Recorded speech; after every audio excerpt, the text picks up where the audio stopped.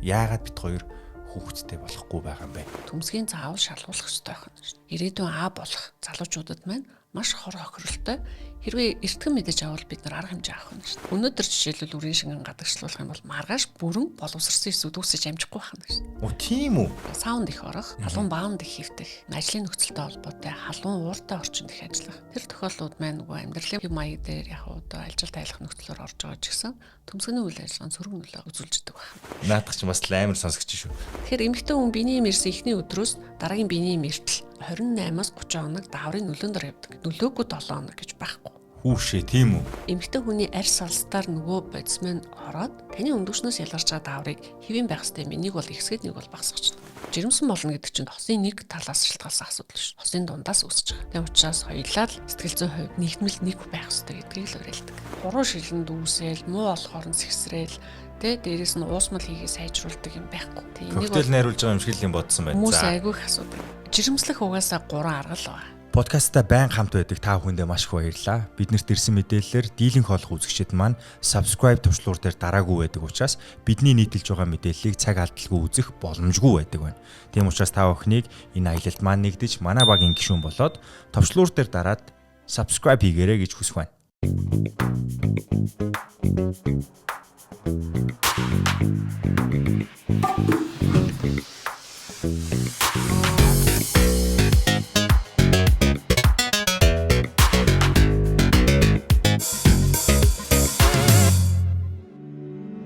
Та бүхэн энэ өдрийн мэндийг хүргэе. Бид ээлжид нэг дугаараа гэр бүл төлөвлөж байгаа залуучуудаа.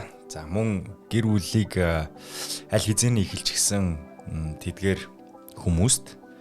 Тэгээ залуу гэдэг үгээр би насны ангиллаар ингээд хоёр хуваах гээд байгаа биш үү. Залуу нь бол энийг сонсороо залуу бишүүд нь битгий энийг сонсороо гэж хэлж байгаа юм шиг. Энэ хүмүүсийн амьдралд элбэг байдаг чухал сэдвийн тухай ярих гэж байгаа. Мэдээж эрэгтэй эмэгтэй хоёр хүн нийлээд гэр бүл болоод дараад нь гэр бүлийнхаа шинэ гишүүнтэй болдог. Тэг хүүхэдтэй болдог. Зарим нэг хүмүүс нь бол зорьсныхоо дагуу хүүхэдтэй болдог бол зарим нэг нь зориод хүүхэдтэй болдоггүй асуудлууд байдаг. Тэгэд энэ сэдвээр бид нэр өмнө нь бас ярилцаж байсан. Гэхдээ одоо хэдүүлээ тэр ярилцаж байсан сэдв дээр нэмээд хэсэг зүйлийг бид нар агуулад одоогийн байдлаар юу ямар асуудлууд байна вэ гэдэг дээр ярих гэж байгаа. За тэгэхээр өнөөдөр RMC эмнэлэгт ажилладаг арга ухааны доктор, клиникийн профессор, үнэн цэцэрлэг эмч ирсэн байгаа. Танд энэ өдрийн мэндийг хүргэе. Энэ өдрийн мэндийг хүргэе. За тэгээд ер нь бол таны сурсан сургууль болон мэрэгсэн мэрэгжил энэ бүх зүйл бол яалтчгүй гэр бүл төлөвлөлтөй шууд холбогдох зүйл байгаа. Тэгээд хүүхэдтэй болох гэдэг энэ агуу үйл явц байгаа шүү дээ. 9 сард хийж агаад гаргадаг. Тэгээд хүүхэдтэй болох хүртлээр бол хүмүүс нэг юм абстракт зүйлээр нийлдэг те. Хайр гээд. Тэгээд энэ хайр гэдэг зүйл бол шинжлэх ухаанаар олж тогтоосноор бол нэг 6 сараас 2 жил хүртэлх хугацаанд үргэлжилдэг зүйл гэж байгаа байхгүй. Тэгээд хайр бол юм насан туршийн зүйл одоо насан туршид байдаг зүйл бол биш юм байна. Яг тэр нөгөө гал халуун энэ дурлал хайр гэдэг энэ кинонууд дээр хөвчлэн харагддаг, нулимс сасгаруулдаг, хүнийг шимшрүүлдэг, араас нь ойлуулдаг одоо тэгээд баярлуулдаг энэ бүх тийм том мэдрэмжийг тоолоод үтсэн чинь ер нь бол 6 сараас 2 жилийн хугацаанд л үргэлжилж байна гинэ. За тэгэд тэр үед нь одоо энэ хайр гэдэг зүйлийн хүчтэл нь хэр хэмжээнд байснаас хамаарат тэрийг он удаан жил хадгалж зөв дурсамжийн дотроос нээгээд энэ бол миний хайр штэ гэж харж явдаг байх нь л дээ. Тэгээ энэ дээрээс хамгийн том одоо үр дагавар нь юу байдаг вэ гэхээр эрэгтэй эмэгтэй хоёр хүн нийлээд хүүхэд бүтээдэг те. Тэр хүүхэд нь аавын болон ээжийн хайрын нэрлийг хамтд нь авч явсаар байгаад том болоод дахиад л таны хийсний хин нэгэнтэй дахиад хийдэг. За тэгээд энэ үйл явцад бол эмчнэр орж ирж байна. Яагаад гэвэл зарим нэг хүмүүс гал халуун хайр дурлалаараа учирчаад хүүхэдтэй болохгүй байна. Тэгэхээр огт хоорондоо одоо тохирдгүй хүмүүс гэж байдаг юм уу гэдэг үндсэн асуулт байгаа. За тэгээд одоо энэ үндсэн асуулт бол яг энэ подкастыг үзэж байгаа хүмүүсийн хайж олж ирж үтсэн болвол тэр өргүүдэл гэж нэг асуудлыг хэлээд байгаа. Энэ өргүүдэлтэй нүүр тулцсан байгаа хүмүүсийн нэн тэргүүний мэдхийг хүсдэг асуудал байж магадгүй. Яагаад бид хоёр хүүхэдтэй болохгүй байгаа юм бэ? За нийгэмд бол яг л энэ одоо маст одоо бас асуудаг нэг асуултын нэг нь л дээ. За ер нь бол яг ингээд битээр жишээлбэл битээр одоо хоорондоо 2 3 жил амьдарч байна. Ерөөсөө жирэмсэн болохгүй байна. Манай найз бас ингэжсэн тэгжсэн ч гэдэм үү юм жишээ маягаар одоо ер нь бол өргөдлийн шалтгааныг асуулт хэлбэрээд нэг удаагийн уулзалтаар олохыг аягүй хичээдэг. За ихтэй бол харамсалтай нь бол нэг удаагийн ярилцлагаар тухайн хосуудын одоо өргөдлийн шалтгаан буюу одоо өөрөөр хэлбэл жирэмсэн болох аргыг шууд сонгож оновчтойгоор төлөвлөх ямарч боломжгүй. За тэгэхээр түрүүн асуусанчлан бол хүн гэдэг бол нэг бадгаал байхгүй юу? Тийм. Одоо бадгаалын одоо ангиллын хувьд шүү дээ. За мэдээж яг гарал үүсэл угсаа газар зүйн онцлогуд бол хамаарахгүй. Тэгэхээр хүмүүсийн эс буюу хоёр хосын эс таарахгүй байх гэсэн ойлгол шинжлэх ухаанд бол байхгүй. За гэхдээ эмэлзүүд байгаад штэ практикт амьдралд. Тэгсэн мөртлөө ингээд хосууд одоо гэр бүл салаад ч юм уу те өөр хүмүүстэй суугаад үр хөвгттэй болсон тохиолдлууд найз нөхөд одоо масын дунд байдаг. Тийм учраас хүмүүс эргэлздэг. Бид хоёр үнэхээр хоорондоо таарахгүй байна. Бид хоёрыг таарахгүй байгаа мó гэж үнэхээр асуудаг. Тэгэхээр бол шинжлэх ухаанаар бол үгүй юм аа. За энийг бол тайлбарлахын тулд өргөдлийн шалтгаан гэдэг асуудлыг ярих болчиход байдаг. Тэгэхээр яг шалтгааны нэг нь болохоор яг умаа үзүүний асуудал гэж байдаг. Умаа үзүүний салианы шинж бүр одоо умаа үзүүний асуудалтай эмэгтэйчүүд дээр тулгардаг. Салианы шинж. Тий. Өөрөөр хэлбэл яг эмэгтэй хүнд сар болгон биений юм ирдэг. Сар болгон биений юм ирэхэд дунджаар 28 хоногийн мөрчлөгтэй эмэгтэйчүүдэд 14-өөс 16 дахь хоног дээр өндгийн эс үүсээ дааврын нөлөөгөөр хагардаг. За өндгийн эс үүс тэр хагарах үйл явцад дааврын нөлөө оролцохдоо умаа хүзүүний салиа гэдэг юм угаасаа эмэгтэй хүнд байдаг. Тэр салиа нь өтгөн байдаг. Өндгийс яг хагарах үеэр таатай нөхцөл үүсгэхэд нөгөө салиа шингэрдэг. Энэ шингэрсэн салиагаар бэлгийн харьцаа товлоход одоо хаягдсан дур ханалтаар хаягдсан үрийн шингэнд байгаа эр бэлгийн эсүүд тэр салиагаар нэвтэрч сэлж орох ёстой. За тэгэхээр энэ дээр ямар нэгэн блок буюу асуудал гарч байгаа хүмүүс дээр энэ асуудал үүсдэг байна. Энэ ч яг механик яа асуудал шүү дээ. Тийм. Гэхдээ яг энэний цаана нөгөө дархлааны хүчин зүйлсүүд яригддаг. За хоёрт нь болохоор тухайн одоо эрэгтэйгийнх нь хувьд одоо үрийн шингэнд байгаа эсүүд маань тооны хувьд хөдөлгөөний хувьд ямар байсан бэ гэдгийг бас мэдэх шаардлага гардаг. Тэгэхээр ч одоо нөгөө дээрэс нь бас эмэгтэйчүүдийн өндгийн эсийн нөөц үрийн хоолойнд амжуулах үйл явцууд гэдэг олон нөгөө антон бүтцийнхаа онцлогоос хамаараа шалтгаанууд нь нэлээд олон юмнууд яригддаг. Тэгэхээр нөгөө ганцхан одоо энэ асуултанд одоо ганц хариултаар хариулъя гэвэл бол таарахгүй гэсэн юм байхгүй. Тэгэхээр одоо ингээ хоёлаа хүмүүст юу гэж сонсогдож байна гэхээр оюутлогоон гэрээ бол 20,000 хувьсгчтай гэд тэ. Тэгээд Баяр Цогтн Ганбаатар та бол энэ 20,000 хувьсгчийг бол ойлгохгүй гэж хэлжсэн шүү дээ. Тэрэн шиг саяны энэ ситуац дээр бол бас маш олон хувьсгч нар байгаа юм байна шүү дээ тэ. Та зүгээр ойролцоогоор хэлвэл хэдий ир хэмжээний хувьсгчийн тухай ярьж байгаа лээ. За ер нь бол нийт шалтгаанууд бас бага. За. Тий, ер нь бол нэг умаа үзүүний шалтгаан бол нэг 10-15% эзэлдэг. Тий, гэхдээ зөвхөн эрэгтэй өргөдлийнхаа хувьд бол ер нь бол хавсарсан дангаараа бол 50% шүү дээ өргөдлийн шалтгааны. Тийм үү. Эрэгтэй тал нь уу? Яг зөв. Гэхдээ ер нь бол яг дангаараа бол хавсарсан гэж хэлчихэж байгаа байхгүй юу? Тэгэхээр чи нөгөө өргөдлийн шалтгааны ангилал болон түүний талаар гээд одоо дэлгэрэнгүй ярих шаардлага гараад байгаа байхгүй юу? Тий. Дэлгэнгээр болж юм заяа. Гол нь манай подкастер хүрж байгаа мэдээллүүд хүмүүст ямар боломж олгодог вэ гэхээр эмчит хандах шаардлагатай гэдгээ мэдснийхаа араас эдгээр мэдээллүүдийг мэдчихэд очихлоор илүү хялбар тантай ойлголцоход илүү хялбар болчдөг. Тэгэхээр нааталт нь энэ бол бас ангаах сурж байгаа оюутнуудын хувьд гарын авлага мэд. Асуудалтай гаргалгаа хайж байгаа эмнэлэг зүйн асуудалтай нүр төлсөн байгаа хүмүүсийн хувьд бол ерөнхий мэдлийг олох, эмчээс очиод би яг юу гэж асуувал би хариултаа болох юм бэ гэдэг дөтлөх тийм боломжийг бас олгодог. Тэгэхээр хоёлаа дэлгэрэнгүй ярьж болно. Америкийн нэгдсэн улсын Нью-Йорк хотод амьдардаг нэг комедиан, stand-up comedian Андрю Шулц гэж залуу байдаг байхгүй. Тэр нэг шоун дээр өөрийнхөө амьдралын тухай ярьдээ. Тэгээ мэдээж гоо зүйдэ анхаардаг байсан залуу өвсөө ургуулахын тулд тодорхой даавар хэрэгэлдэг байж л тэ. Тэгээд тэр үсийг ургасан байдалтай удаан хугацаанд байлгахын тулд удаан хугацаанд хэрэгэлсэн байх нь. Тэгээд хайр дурлалтай уулзраад хүүхэдтэй болъё гэсэн чинь өөрийнх нь үрийн шингэний сэлэх одоо чадал гэх юм уу да тий. Чадамж нь сул дорой болсон байсан гэдгээ олж мэдсэн байгаа байхгүй.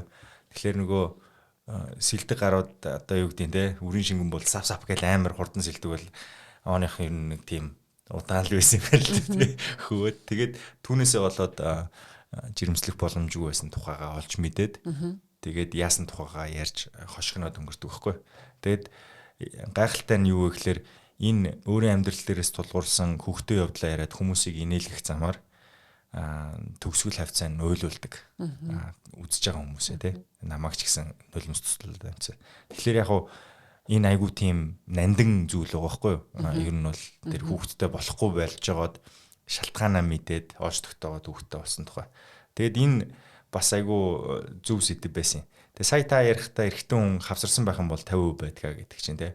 Хоёулын эхлээд эрэгтэй талдаа ер нь ямар шинж тэмдгүүд сүүлийн үед тань дээр очиж имжлүүлж байгаа хүмүүсийн үед ажиглагдаад байна. Саяны миний дурдсан кейс хэр олон байдаг юм бол эрэгтэй талд нь ер нь ямар асуудлууд байна? Юунаас улбаатай байх вэ гэх мэтчлээ. За эрэгтэй өргөдлийн үед болохоор яг түрүүн нөгөө нэг дан болон хавсарсан гэж шууд ихтгэж хэлчихэж байгаа. Дан гэдэг нь болохоор яг нөгөө төмсгөний үйл ажиллагаа болон үрийн одоо ерөнхий сувг гэж байдаг. Тэрний битүүрэлтэй холбоотой нөгөө яг эрэгтэй талын шалтгаанууд нь орчдөг. Хавсарсан гэхээр болохоор одоо шалтгаан эрэгтэйдээ ч байгаа нэг хүчин зүйл, эмэгтэйд нь ч нэг хүчин зүйл. Энэ хоёр нийлээд хавсарсан шалтгаан болчихж байгаа юм байна. Тэгэхээр дан өргөдлийн эрэгтэй өргөдлийн үед болохоор одоо нөгөө бөглөрөлтөд болон бөглөрөлтөд бус гэсэн шалтгаанууд байдаг. Бөглөрөлтөд гэдэг нь тэр үрийн сувг маань бөглөрчих юм байна. Төмсгөнд эр бэлгээс боловсрох үйл явц үүсэхдээ тэр шатанд алдагдаж болох юм байна. Нөгөө хэвийн боловсрох үйл явц нь явагдсан хэрнээ сувгаараа дамжихдаа блок хийж буюу тэнд саад учирчих юм бол тэр хоолоогоор дамжиж чадахгүй үлдчих юм байна. Тэр сувг юунаас олж бөглөрөх вэ? Нийт шалтгаануудын яг ихэнх хувийг нь болохоор өрөөсөл халдвар гэж үздэг. 80-аад хувийг нь. За дээрэс нь бас нөгөө варикоцел гэж сонсч байсан үгүй нөгөө төмсгний судснуудыг өргөсөл үүсээд тэн одоо тэгээд тэрний үйл ажиллагаа бас алдагдах. Хоёрдугаар яг ховор тохиолдолд төмсгний хавдрууд их орж ирдэг. Ихэнх шалтгааныг нь болохоор одоо нарийнхаа юм сувг байд юм байна. Тэр сувг бөглөрөх асуудал нь болохоор өрөөсөл халдвартай гэмтэлтэй холбоотой гэж ярьдаг. Тэгэхээр төмсгний судснууд томорно гэхэлэр төмсг нөгөө халуун орчинд удаан байснаас яг зөв. Тэгэхээр нөгөө төмсгөнд боловсрч байгаа үйл явц маань эсүүдийн үйл ажиллагаа буюу тэр чанарын асуудал нь алдагдаж эхэлнэ гэсэн үг. Тэгэхээр яг нөгөө нэг одоо бид нар яг асуудаг нэг гарааны хэдэн асуултууд байдаг. За нэгдүгüрт бол мэдээж одоо эрэгтэй өргөдлийг сэжгэлж байгаа бол нэгдүгüрт нь та бага наснда гахаан авдраар өвдөжсэн үү? Тэрийг мэдхүү, ээж ань хэлжсэн үү? Игч мэгч нь мэдтгүү гэдэг ч юм уу. За тэр хүн мэдэхгүй гэж болно шүү дээ. За тэгэх юм бол та одоо хөдөө мал дээр байжсэн үү? Одоо янз бүрийн морь малт өшөглүүлж исэн үү? Хавдж исэн үү? За хавдж исэн бол ямар арга хэмжээ авсан гэж авшруулад асуучдаг. За цэрэгт явж исэн бол за одоо гимтэл бэртэл авч исэн үү гэдгийг бас асуудаг. Гахаан авдар юутай холбоотой вэ? Гахаан авдар маань нөгөө үүсгэгч нь өөрөө сонгомлоор булчирхаануудыг очиж гимтээдэг. Тэгэхээр нөгөө төмсгний дайвар булчирхаануудыг очиж гимтээснээр тэнд эр бэлгээс боловсрох үйл явцыг нь бүр алдагдуулдаг. Тэгэхээр нэг хацар хавддаг шүү дээ тий. Яг зөв тэрэн шиг төмсг нь хавдчих юм. Тэгэхээр ил биш хацар нь хавдахгүйгээр доороо хавдсан ч тохиол байдаг гэсэн үг. Яг зөв. Тэгэхээр нөгөө гахаан хавдар маань ялангуяа эрэгтэй хүүхдүүдэд маань ер нь бол гахаан хавдраар өвдөд өнгөрөхт нь за ингээд ерөн л одоо хавдчлаа, ерөнд орох булчирхай л хавдчлаа гэхгүйгээр төмсгийн заавал шалгуулах хэрэгтэй байх нь шүү дээ. Тий. Тэр одоо ирээдүйн болох залуучуудад маань маш хор хохиролтой. Хэрвээ эртхэн мэдэж авал бид нар арга хэмжээ авах нь шүү дээ. Дээрээс нь эмчлэхгүй орхиж болохгүй. Хэрвээ эмчлэхийг шаардлагатай бол цаг хугацаанд нь одоо хийгээд алсын эрсдлээс сэргийлэх боломжтой байна. За. Дараагийн шалтгаан. За дараагийн шалтгаан болохоор нөгөө нэг бэртэл гэмтэл гэсэн яг л ижилхэн механик зүйлээс болоод хавдаж байгаа. За хамгийн сүүлд нөгөө нэг одоо дийлэнх шалтгааны ихэнх хувийг нь өрөөсөл халдвар гэдэг. Бэлгийн замын өрөөсөл халдварууд байгаа. За одоо яг эрэгтэй хүнд бол харьцангуй нөгөө эмэлзүүн зөөр бага байд юм байна. За бүр одоо ингээд нэг ногоон ч юм уу дээрхийг ялгац гараал эмнэлэгт хандахгүй л бол тэр хүмүүст бол нөгөө бицс болгондоо одоо нөгөө угаагдж идэг гэж зүгээр хар үгээр хэлэхэд угаагдчихийдэг. Үрийн тэр одоо Суугт сувг нь байгаа угаагдчихийдэг учраас би тий чи нэг сувгтай шүү дээ. тэгэхээр нөгөө нэг сайн анзаарахгүй байх боломжтой байхгүй. Тэгэхдээ одоо жишээлбэл эргэлзээтэй тохиолдлын бэлгийн харьцаа ч юм уу эсвэл одоо янз бүрийн одоо эрсдэлтэй сэжиглсэн тохиолдол байх юм бол юуны түрүүнд бол эхлээ шууд шинжилгээ өгөх хэрэгтэй. Шинжилгээгээр өрөөсөл халдвар аваагүй үсттэй авсан бол эртхэн эмчилгээ хийгээд бүр одоо тэр сувг бөглөрөх хэмжээний эрсдэл авсан эрсдлээс сэргийлэх боломж байдаг байна.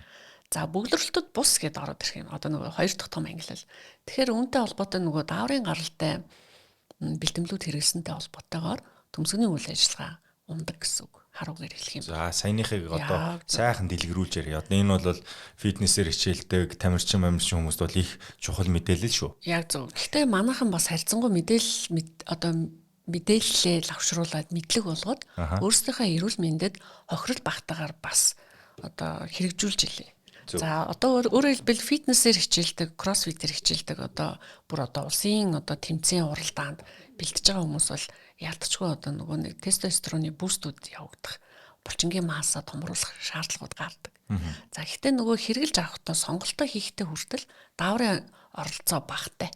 Даавар төстэй үйлчлэгээ буюу булчингийн маасыг томруулах үйлчлэгээтэй хэрнээ яг одоо өөрийнх нь ялгарч байгаа дааврыг одоо тэр блокэж хийх боломжгүй тэр одоо нөгөө уургуудыг сонгох боломж бас байд юм л. Тийм. Тэгэхээр одоо ингээд одоо яг угаасаа ингээд нөгөө түрүүний хэлсэн гарааны асуултыг харахад би хөгжлийг нь харж байгаа шүү дээ тий. Тэгэхээр чин за та одоо бодибилдинг болон хүчний спортоор хичээлдэг. За та юу хэрэгэлдэг вэ? Шууд тулгаж асуудаг. За тэгвэл тийм хэрэгэлдэг гингууд найрлагын та мэдхүү, найрлагын анзаарч харж ирсэн үү?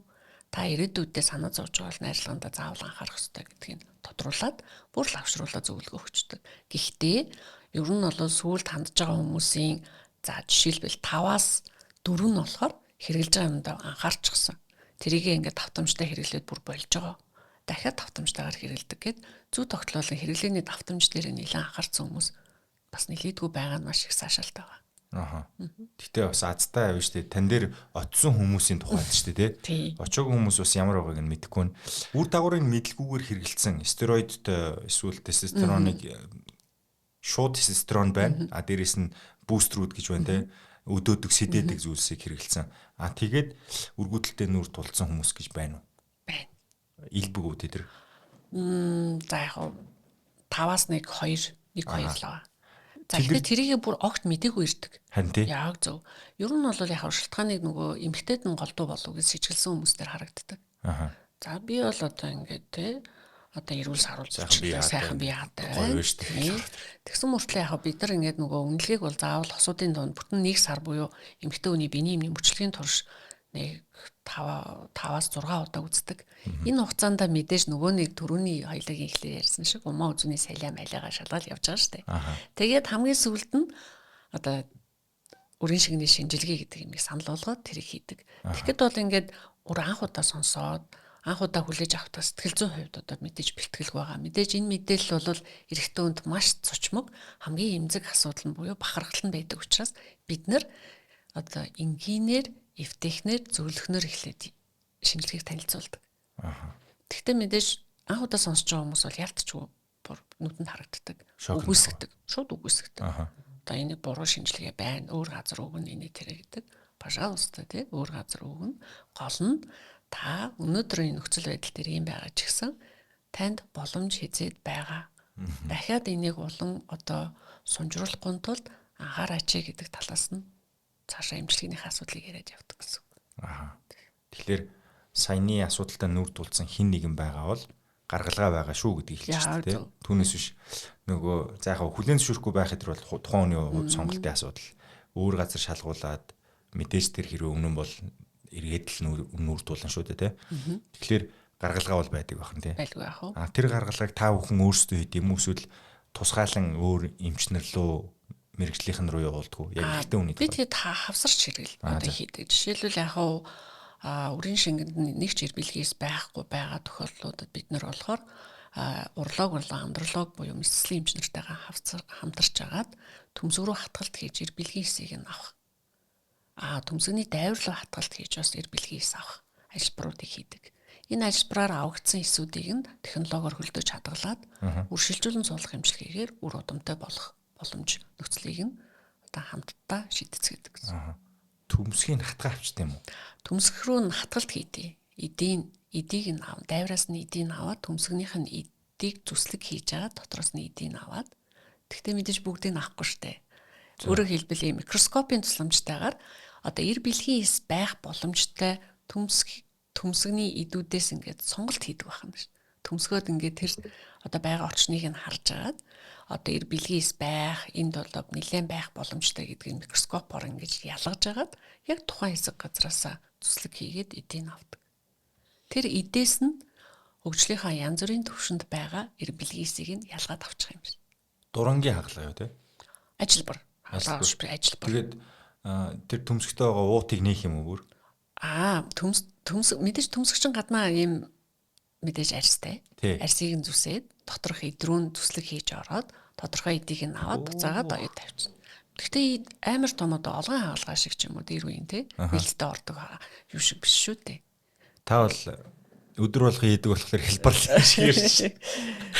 Нөгөө талд нь байгаа хүний хувьд бол хэцүү сонсогдож байна. Гэхдээ мэдээж сайжирсан байгаа бох те одоо нөгөө тэгэл байх уу одоо зүслэгийн хувьд бол маш жижиг яхав зүслэг гэж ярьж байгаа болохоос маш жижигхэн тэгээд микроскопын түвшинд явагддаг. Тэгэхээр микроскопоор хийгдэж байгаа гэдэг чинь эдэн жижигхэн гарч ирэх юм байна. Гэхдээ бид нар хангалттай мэдээж зүслэг хийж байгаа юм чинь хангалттай хэмжээний эсээ авахгүй болохгүй шүү дээ. Тэгээд зүслэгийн хувьд жижиг хийгддэг. Хагалгааны өмнө хоёр төмсгийг гаднаас нь ямар нэгэн багжаар аль талдаа эс олонтой энэ төр гэдгийг нь мэдэх боломжтой болсон юм уу? Үгүй. Тэр болохоор одоо яг нөгөө төмсгийг мэдээж нөгөө үнэлгээ хийгддэг. Төмсгийг бодлоо хэмждэг. Энэ тэдэнд өрөг. Үнэлгээ гэдэг нь нөгөө нэг хэмжээний хувьд үйл ажиллагаатай байгааг дамааргаар нь үзэж байгаа. Тэгээд төмсгөө үнэлчихэд мэдээж тэр төмсгний үйл ажиллагааг зохицуулдаг даавруудыг нь үзнэ. Хүнтэй ингээд дуулзаад нэг удаагийн шинжилгээгээр шууд ажиллбар санал болгож болохгүй. Мэдээж энэ хүн энэ ажиллбарт орсноор тэр хүнд бенефит буюу ашиг тустай байх хэрэгтэй, үр дүнтэй байх хэрэгтэй. Тэгэхээр чин бид нар нөгөө нэг үйл ажиллагаа нь суларсан төмсг болгон дээр хатгалт хийж болохгүй юм байна. Гарахгүй байх тохиолдол байгаа шүү дээ. Гарахгүй гэдгийг дам аргаар ихлэ шалгаж үзчихэд тэгээд яг нөгөө эндээс энэ хүнээс одоо эд гарах боломжтой гэж дүгнэлт хийгдсэн. Эмч нарын хамтарсан үйлчлэгээр дүгнэлт хийснээ. Яг тэр одоо ажиллбар эхлэхээс өмнө хоёр төмсгийг ажиллбар дээр одоо нөгөө хаалгааныхаа талбайд гаргаж ирж байгаад тэгээд нөгөө микроскопоор хараад зүслэг хийх талбайгаа сонгодог гэсэн. Энэ хагалгааны араас эрэхтэн хүн хэдийн хугацаанд одоо хөдөлгөөн хорих морих янз бүрийн тийм дунджаар 3-5 хоног. Тийм. 3-5 хоног уу? Тийм. Тэр нь болохоор одоо жишээлбэл тэр өдрөө тэр чи одоо хөдөлмөрийн чадвар алдах хэмжээний биш байгаа байхгүй юу? Хэсэг газрын мэдээ алдвалт за эсвэл яг нөгөө хүн болгонд өвдөлтийн босго гэж байдаг. Тэгэхээр яг ер нь бол сэтгэл зүй маш их сэтгэл зүйн бэлтгэл байдаг. Тийм учраас бид нар өвчин хамгаалалтын менежментийг бол нэлээд сайн хийж өгдөг. Ялангуяа бэлгүүснээс доош бүр мэдээ алдуулах тохиолдолч байдаг. Тийм. Тэгээд мэдээ алдуулалтын дараа мэдээж тэр өдөр мэдээж зүслэг хийсэн учраас нөгөө өвдөн хавдна. Тэгэхээр нөгөө өвдөлт хавдалтыг багасгахын тулд хөдөлгөөнийг 1-2 хоног хордог. Тэгээд мэдээж нөгөө зүслэг хийгдсэн учраас болтонд ороод тэгтээ ер нь бол дунджаар 3-5 хоногийн дараа өөрийнхөө өдөр тутмын хэвийн амьдралын маягтай эргээд бүрэн орох боломжтой. Окей. За төмсөг ярьж байгаа учраас ингээд дуусгах. Гэхдээ дуусгаас нь амжаад нэг асууж. Эрэгтэй хүний төмсөг тэр уутан дотроо байхдаа ямар нэгэн зүйлтэй холбоотой байдгүй. Яг тэр төмсг нь юутай холбоотой байдгийг. Одоо их бирүүгээ юм мэдрэлжүүлдэг. Тийм. Гаднaalын хуухнаар чинь тэр чигтээ одоо цус ангаж мэдрэлжүүлэлттэй байгаа шүү дээ, тий. Тэрний дотор төмсөг гэд булчирхай байгаа. Булчирхай чинь мэдээж хоёулаа сувагтай, хоёр булчирхай хоёулаа дээшээ сувагтай нийлээд ерөнхий сувг болдог. Тий. Анатомийн үед. Окей. Тэр хоёр сувгаар дамжиж нөгөө хөгжлийнхаа янз бүрийн төвшөнд байгаа эр бэлгээс төмсгөнд бол эр бэлгээс боловсрох үйл явц явагдав. За нэг ойролцоогоор одоо нэг хэдэн хоногийн дотор юм тий 60-70 хоногийн дотор бүрэн боловсрно ч гэж одоо бүрэн боловсролтын тухай ярьж хахад ер нь бол нэг мэдээж өнөөдөр жишээлбэл үрийн шингэн гадагшлуулах юм бол маргааш бүрэн боловсрсан эсүүд үүсэж амжихгүй байна гэж. Тийм үү? Тий. Янз бүрийн төвшөнд байдаг эсүүд маань тэр төмсгөнд байгаа эр бэлгийн эсүүд чинь ерөнхий сувгаар яваад хоримтлагдж байгаа дур тавилтын үед үрийн шингэн дотор үрийн шингэнтэй гадагшилдаг байна. Хэдэн хоног дахиж яадаг гинэ? Яг ер нь бол зүгээр бид хэдийн хувьд нөгөө нэг одоо үрийн шигний шинжилгээ өгөхийн тулд мэдээж дотор нь байгаа эсүүд нь хангалттай тоологдох ёстой. Жишээлбэл тийм учраас ер нь бол дунджаар яг Дэлхийн эрүүл мэндийн байгууллагын 2021 оны зөвлөмжөөр бол 3-5 хоногтой үрийн шингэний шинжилгээ хийхэд тоон үзүүлэлтүүд одоо бодиттой гарах боломжтой гэсэн зөвлөгөө өгдөг. Тэгэхээр багадаа 1-2-3 хоног л гэсэн. Зөв. Миний саний асуудаг нь тэр би бол тэр бүхэл утгаар нь ойлгоцсон төмсөг дотлоор үрийн шингэн боловсрч байгаа гэдгийг те. Гэхдээ үрийн шингэн буцаагаад одоо гарах хүртлээр явахдаа тэр төмсгний гадаргуу дээрээс дээшигээ сууг руугаа явд юм уу эсвэл дотроо бий болонгуудаа тэр саяны хэлсэн кабелар дээшигээ дотор нь ийм олон дайврууд байдаг. Одоо нэг ийм за яг зүүрлж хэлэх юм бол нэг ийм одоо тарих гэж байгаа шүү дээ. Тархины гирүүсүүд шиг тийм ийм олон ийм бүтцийн онцлогтой. Тэр дотор нь тэр олон цаглаа дотор нь нэр бэлгийсүүд боловсрч идэг. Тийм бид нар чи угаасаа доороо тархилдаг. Тэгээ хамгийн гол нөгөө хүүтэн орчинд үйл ажиллагаа маш сайн явагдах хэрэгтэй. Тийм ээ. Тэгэхээр одоогийн бас нөгөө нэг залуучуудын амьдралын маяг дээр бас нөгөө санаж байгаа дээрээ хэлчихье. Саунд их орох, халуун баамд их хэвтэх. За тэгээд нөгөө нэг одоо ажлын нөхцөлтэй холбоотой халуун ууртай орчинд их ажиллах. Тэр тохиолдлууд маань нөгөө амьдралын маягаар хэв маяг дээр яг одоо ажил тайлах нөхцлөөр орж байгаа ч гэсэн төмсгөний үйл ажиллагаанд сөрөг нөлөө үзүүлждэг байна. Тэгэхээр яг одоогийн санчлаа манай нөгөө анагаахын багш нар, урлагийн багш маань эрэгтэй хүний төмсгөний үйл ажиллагаа юу гэж асуудаг гэж лээ. Тэгэхээр ямар нөхцөлд үйл ажиллагаа идэвхтэй явагдах вэ гэхэд нь санаж байгаа нь болохоор хөргөгчний одоо тийм механизм гэж тайлбарладаг гэсэн байхгүй. Тэр нь болохоор яг ерөнхийдөө хүүтэн хөргөр шиг орчинд л байвал сайн гэдэг утгаараа яг ингэ зөөрлүүлж ойлгуулдаг гэсэн. Тэгээд нөгөө бас энэ дэр чинь доороос халдаг машины суудлууд байдаг шүү дээ. Тэрийг хүртэл муунуулаатай яриад. Тэгэхээр одоо нөгөө бага насны одоо эрэгтэй хүүхэдтэй тий ээж аауд маань нөгөө багаас нь нөгөө мэдээж бэлгийн боловсрал гэдгийг хажуугаар нөгөө эрүүл ахуйн дадал гэдэг юм маш сайн суулгах хэрэгтэй. За ер нь бол нөгөө нөхөн үржихүүн идэвхтэй үе дээрээ төлөвлөгөөтэй явж байгаа хүмүүсийн тухайд сая хэлж байгаа шүү те. Тийм түүнээс биш та хийдгээ хийсэн хөвгттэй болцсон байгаа бол саунд маунд хаяа суухул асуудалгүй тийм тэгэл яах вэ? Тийм. За эрэгтэй хүмүүс төр байдаг нийт шалтгаануудаа хоёлаа дурдаад дуусчих уу эсвэл сая хоёлаа дурдаагүй бас чухал факторууд үлдсэн байна уу? Яг нэг төрөлхийн гэдэг асуудлууд яриаддаг. За жишээлбэл төрөлхийн нөгөө нэг төмсгөн хуйхнагдаа буугаагүй цавны эвэрхий хэлбэрээр байгаа. Тэр тохиолдлуудад мэдээж нөгөө өрөөс нь төмсгтэй ч юм уу. Тэр тохиолдлуудад төрөлхийн гаралтай ихэвчлэн байдаг. Үүнд болохоор нөгөө нэг төмсөг буулгах ажилбарыг эрт хугацаанд онцлоод хийвэл үйл ажиллагаа бүрэн явагдах боломжтой. Хэрвээ нөгөө нэг хожуу мэдсэн байх юм бол нөгөө төмсөг маань хүүтэн орчинд байх хэвэл цавинд дотор байх юм бол халуун орчинд байх юм байна. Үүнтэй холбоотой бүр одоо зүгээр эрсдэл нь бүр хавдар болж хувирах эрсдлүүд хүртэл байдаг гэж байна. Тийм үү. Тийм учраас нөгөө түрүү хэлсэн шиг эрүүл ахуйн дадал гэдэг маань ядаж тэ эрэгтэй хүүхдийг маань одоо нөгөө төмсгөн хоёр төмсгөн байна уу байхгүй бол хаана байх боломжтой байна эрт арга хэмжээ авах боломж байна уу гэдэг багаас нь л одоо ирээдүйн эрүүл саруул үргэлжлэхэд нь туслаад өгөөрэй л гэж хэлээд байгаа юм тэр учраас. Нэг төмсгтөө за нэг нь буугаагүй нэгтэй байлаа гэхэд хүүхдтэй болох магадлал нь 50% байхгүй ч гэдэм үү эсвэл нэг нь ер нь ганц тайчин ганцаардахгүйгээд бас чадах уу? Яг нэг статистикээр заавал ингээд шууд ингээд тавьчилж нөгөө ингээд хуваахад бас хэцүү л дээ. Мэдээж ингээд өрөөсөн төмсгөний үйл ажиллагаа маань мэдээж ганцаараа одоо өдөр болгон цаг тутамд ажиллаж байгаа. Гэхдээ үйл ажиллагаа сулрах эрсдлүүд байдаг. Ганцаараа учраас. Тэгэхээр одоо нөгөө статистикли яг 50% гээ шууд ойлгочиход учир дутагдaltaй. Зүгээр өнөөдөр одоо та ямар ч нөхцөл байдал байж болно. Энэ тохиолдолд та өнөөдөр нөхөрч хүнл явцсан маань хэр чадамжтай боломжтой байгаагаа мэрэгжлийн төвүүд дээр очиж үзүүлээл мэрэгжлийн зөвлөгөө аваад цаашдаа юг анхаарах уу гэдгийг илүү хийх боломжтой л гэж зөвлөхөр. За бас нэг асуулт байна. Үрийн сууга боолгоно гэдэг нэг юм гараад ирсэн. За энэ яг юуг нь боохгүй таана боолт хийх гэдэг нэг таныг сайн тайлбарч өгөө. За тэгэхээр нөгөө вазэктоми буюу үрийн сууг бооно гэдэг маань Одоо нөгөө хоёлоо түрүү ярьсан ш төмсгний дээр дайвар булчирхай байгаа.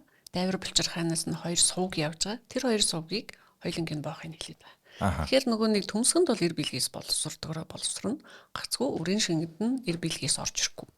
Тэгэхээр мэслийн аргаар одоо жирэмслээс сэргийлэх аргыг эрэгтэй хүнд нь хийгддэг мэслийн одоо аргаар боловч жирэмслээс хамгаалах арга тооцогддог. Би ягаад ч юм нэг сууг байгаад тэрийг ингээл боочгоно гэдэг төсөөлөл байгаа гэсэн. Тэгэхээр нөгөө төмсгнөөс дээш явж байгаа хоёр сууг маань эр билгийн эргэтэн дээр очиод нийлдэг штэ тий. Тэрийг нь хоёр талд нь боочих юм байна тийм үү? За тэгэхээр нөгөө төмсг маань үйлдвэрлэсэн зүйлээ дээшээ гарахгүй болох нь штэ. Тэр дээшээ гарахгүй болчихлоор тэр нөгөө эдис маань хаа нэгтээ очих ёстой үстэй. Одоо тэрэн дээр ямар нэгэн буруу эрсдэл эсвэл одоо түүнээс улбаалсан эрүүл мэндийн дараагийн үр дагавар гарсан зүйлс байд юм уу? Гайгүй дээ. Ууршчт юм уу? Тэг яад юм болоо зайлах нөгөөд чинь. Ер нь бол яг хөө зүгээр энгийнээр хэлвэл тэндээ тэгээ үйл ажиллагаагүй болоод үхэл дараагийнх нь шинжлэгдэж боловсрогдож гарч ирээд эмэгтэйстэйгээ уулзаж үйл ажиллагаа биологийн үргийг гүйцэтгэхгүй тэнд тэгэл сүнэж мөхч юм л гэсэн үг. Зүгээр энгийнээр ойлгуулвал сүнэж мөхч юм. Наадах чинь бас амар сонсогч шүү. За харин дараагийн сууг боолгуулснаар эрэгтэй хүнд дааврын өөрчлөлтүүд гарах уу? Үгүй. Үгүй. За Гайгүй. гайгүй те. Гайгүй гэж шүү. Ер нь бол нөгөө нэг дамжуулах сувгийн л боочж байгаа механик аргаар одоо нөгөө нэг үр дамжуулах үйл ажиллагааг нь алдагдуулчихж байгаа байхгүй. Тий. Тэгэхээр тэрнээс биш одоо төмсгөнд одоо янз бүрийн төрний дотоод дааврын үйл ажиллагаанд бол шууд нөлөө гарахгүй. За эрэгтэй хүний хаачих одоо ойлаа. За тий. Болцсон гэж үзэх үү. За эмэгтэй дээр ер нь бол нөгөө би бол одоо тань дээр мэдээж нөгөө хандж байгаа хүмүүсийн статистик үзүүлэлтүүдийг та өөрөө мэдж байгаа учраас хэлхэн зүйтэй байх. Ер нь үргүүдэлтэй хүүхд болохгүй байгаа зүйлээс хавсарсан дангаараа гэдэг дээр хоёул эрэгтэйг ярьчлаа тий. Гэхдээ одоо нөгөө эмэгтэй талдаа ер нь ямар хүчин зүйлүүд байгаа болоод энэ илбэг байгаа тань тий. Гол нь нөгөө сүүлийн үеийн хүмүүсийн хандж байгаа хүмүүсийн дотор байгаа тоон үзүүлэлт дээр тулгуурлан хариулахыг танаас хүсэж байгаа шүү. За ер нь бол өргөдөл Монгол улсын хэмжээнд бол ер нь бол бас судлагдаагүй судлагдаад явж байгаа. Тархалтын нэг 2-3 суурь судалгаанууд байдаг. Үүнтэй холбоотой бол 2010 хамгийн сүүлд хийгдсэн судалгаа 15-аас 18 оны судалгааны эмнэлзийн туршилт судалгаагаар бол Монголын одоо бүр Монгол нутагт одоо өргөдлийн тархалт за ер нь бол нэг 8.2-той байна. За зарим судалгаанууд дээр бүр 11% хүрж байна гэсэн жоохон зөрүүтэй тоон үзүүлэлтүүд байдаг. Гэхдээ ер нь бол одоо хоёр талтай. Нэгдүгээрт одоо өргөдөл үнэхээр ихсэж байгаа юм уу? Эсвэл хүмүүс энэ тал дээрээ тусламж үйлчилгээ авах гээд ханддаг хандлага нь ихсэж байгаа юм уу гэдэг асуудал байна. За тэгэхээр нийт эмэгтэйчүүдийн ер нь бол одоо нийт өргөдлийн шалтгааны эмэгтэйчүүдийн эзэлж байгаа шалтгааныг нь 50% гэж үздэг шүү. За яагаад гэвэл жишээлбэл эмэгтэй хүнд нөгөө нэг шалтгааных нь хувьд бол дотор нь дахиад 5 ангилдаг. Нэгдүгээрт өндөвчний гаралтай буюу одоо өндөвчөнд нь өндгийс боловсрох үйл явц алдагддаг, бүр огт үүсдэггүй, эсвэл өндгийсийг нөөцгүй. Энэ тохиолдлуудыг өндөвчний гаралт одоо шалтгаантай гэж үздэг. За хоёрт нь болохоор үрийн хоолой асуудал байдаг. Үрийн хоолой гэхээр бас л нөгөө хоёр өндөвчнөөс үрийн хоолойроо умаар ордог энэ үйл ажиллагаатай гурс хоолойг ярьд юм байна. Энэ үрийн хоолой битүүрх үйл ажиллагаагүй юм усан уйлынхаа төгсгөлд нь үүсэх тийм тохиолдлууд байдаг. За гурав дахь нь болохоор нөгөө хоёлаа эхлээд ярьсан нөгөө умаа үзүүний асуудлууд байгаа. За дархлааны хүчин зүйлсүүдтэй холбоотой үздэг. Дөрөв дэх нь болохоор умаа асуудал байдаг. Умаа асуудал гэдэг нь умаадаа за дутгшоо ургасан, хоргоо авдрын зангилаатай, ургацагтай, наалдангтай. За тэгээд мөн бас одоо нөгөө эндометриоз гэдэг нэг эмгэг байдлууд байдаг. Умаан эрүүл эдэн байхгүй болчоор умаан булчин дархлааны хүчин зүйлсүүд нөлөөлөд даавар болон дархлааны нөлөөгөөр жирэмсэн болохгүй байгаа тохиолдол байдаг гэж үздэг. За хамгийн сүүлийнх нь шалтгаан тодорхойгүй гэж үздэг. Хамгийн сүүлийн шалтгаан нь тодорхойгүй гэдэг чинь ямар сонин. Өөрөөр хэлбэл саяны хэлсэн бүх шалтгаануудыг үзээд бүгд окей. Гэхдээ энэ хүн жирэмсэн болохгүй байгаа. Нөхөр нь бас асуудалгүй. Тэгэхээр чинь шалтгаан тодорхойгүй байгаа. Шинжлэх ухаан олж тогтоож амжаагүй байгаа юм биш үү? Гэхдээ энэ бүр өргөдлийнхаа бас 10% нь ордон шүү. Тийм. Шалтгааны 10% нь байдаг. Үгүй тэгэд энэ хүмүүст ч яхаа. За энийг бол мэдэхгүй байна гэх юм уу? Яг мэдээж эхлээд нөгөө үзэж хайж олох боломжтойгнуудын бүгдийг үзэж үгүйсгэнэ.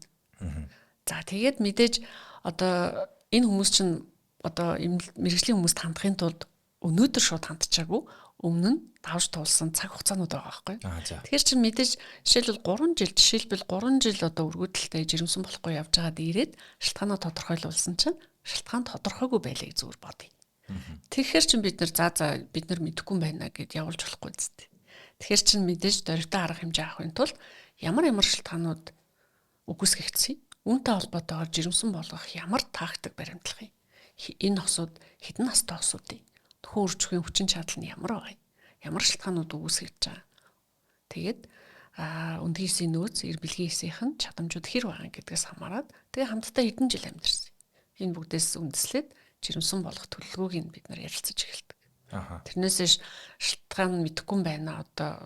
Одоо уучлаарай гэдээ бас шууд хэлж болохгүй. Мэдээж жирэмслүүлэх гэж байгаа. Би ихэнд хэлжсэн асуултынхаа хариултыг юу авчих шиг боллоо. Тодорхойгүй гэдэг дээр 10% байдаг тухай ярьж чинь 5 шалтгааны 5 дахь нь буюу яг одоо танд тэрэ гэд хэлэх одоо тоочны гэдэгтэй яг таг хэлэх тэр шалтгаан алдахгүй нэ гэхэлэр зарим тохиолдолд үнэхээр тохирохгүй хүмүүс гэж байх гэдэг байж тээ ер нь бол би бол зүгээр тэгж тааж болохоор юм байна гэж ойлголоо сая. Логикоор сая таны яриан дотор дурддагсан нэг 2 зүйл дааврын болон дархлааны асуудлууд умаа хүүзүүний тухайд ярьж штэ. За эмэгтэй хүний даавар гэдэг бол хамгийн одоо дааврын маш том шуурган дунд явж идэг бодгал штэ тэ эмэгтэй нэрхтээтэйг харьцуулах юм бол дааврын өөрчлөлтүүдийн тухайд тэ сар болгон та хэллээ. Сарын тэмдэг ирнэ гэж нэг айхтар том үйл хэрэг байна те. Энд чинь одоо бол нэг 10, 11, 12 настай охтууд эхлээл сарын ямны ирдэг болж эхэлж штэ. Тэгэхээр сард байгаа 4-7 хоногийн маань нэг нь бол сарын тэмдэг ирсэн үе те. Сарын тэмдгийн өмнөх дараах гэд 3-7 хоногт нь өөрчлөлтөө байдаг гэж сонссон. Дааврын. Тэгээд ер нь бол 1-7 хоног аятайхан байдаг байгаа байхгүй яг тэр хүн яг өөрийнхөө юм уу та те. Ямар нэгэн дааврын нөлөөнд автаагүй яг тэр хүн өөрийнхөө байх 1-7 хоног. Тэгээд бусдад нь бол ямар нэгэн байдлаар тэр дотор шуурга явж идэг байна шүү дээ. Гэж би бол ойлгоод байгаа одоогийн байдлаар та бол энийг бас сайн эмэгтэй хүн учраас надад сайн тайлбарлаж өгөх байх. Тэгэхээр сүүлийн үед бидний идэж хэрглэж байгаа зүйлс болон амьдралын хэм маягаас улбаатаагаар дааврын өөрчлөлтөнд орчихсон байгаа эмэгтэй хүмүүс хэр илбэг байгаа зогсохгүй яг энэ нөхөн үржихэн асуудал нь энэ нь нөлөөлөд байгаа тийм тохиолдлууд хэр илбэг байна. Одоо яг нөгөө 10% дээр л бид нар ярьж байгаа. Одоо нөгөө үзэх ёстой юмнуудаа үзээд бүгд хийвээ. Гэхдээ энэ хүнд шалтгаан тодорхойгүй байгаа юм чи бид нар гаргалгаа хайж эхэлдэг гэсэн үг. Жишээлбэл одоо яг нөгөө одоо энэ дээр ингээд нөгөө нэг дааврын төсд үйлчлэгээ үзүүлдэг. Одоо нөгөө хүнсний нэмэлт хичээлүүд.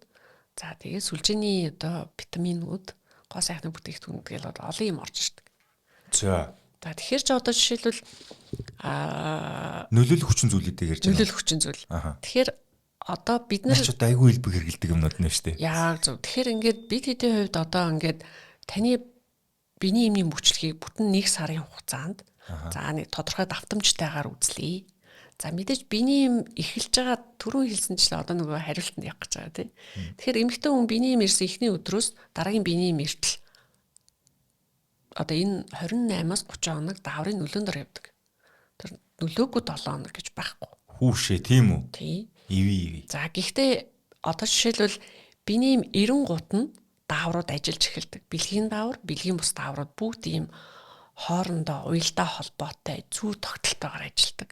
Энэ зүү тогтол алдагдах юм бол дааврын алдагдал үүсдэг. Энэ дааврын алдагдлыг зүү тогтлыг одоо үүсгдэг хүчин зүйлүүд нь төвийн гаралтай буюу одоо эмэгтэй хүн чинь нөгөө тархинаас даавраа ялгаруулж эхэлдэг.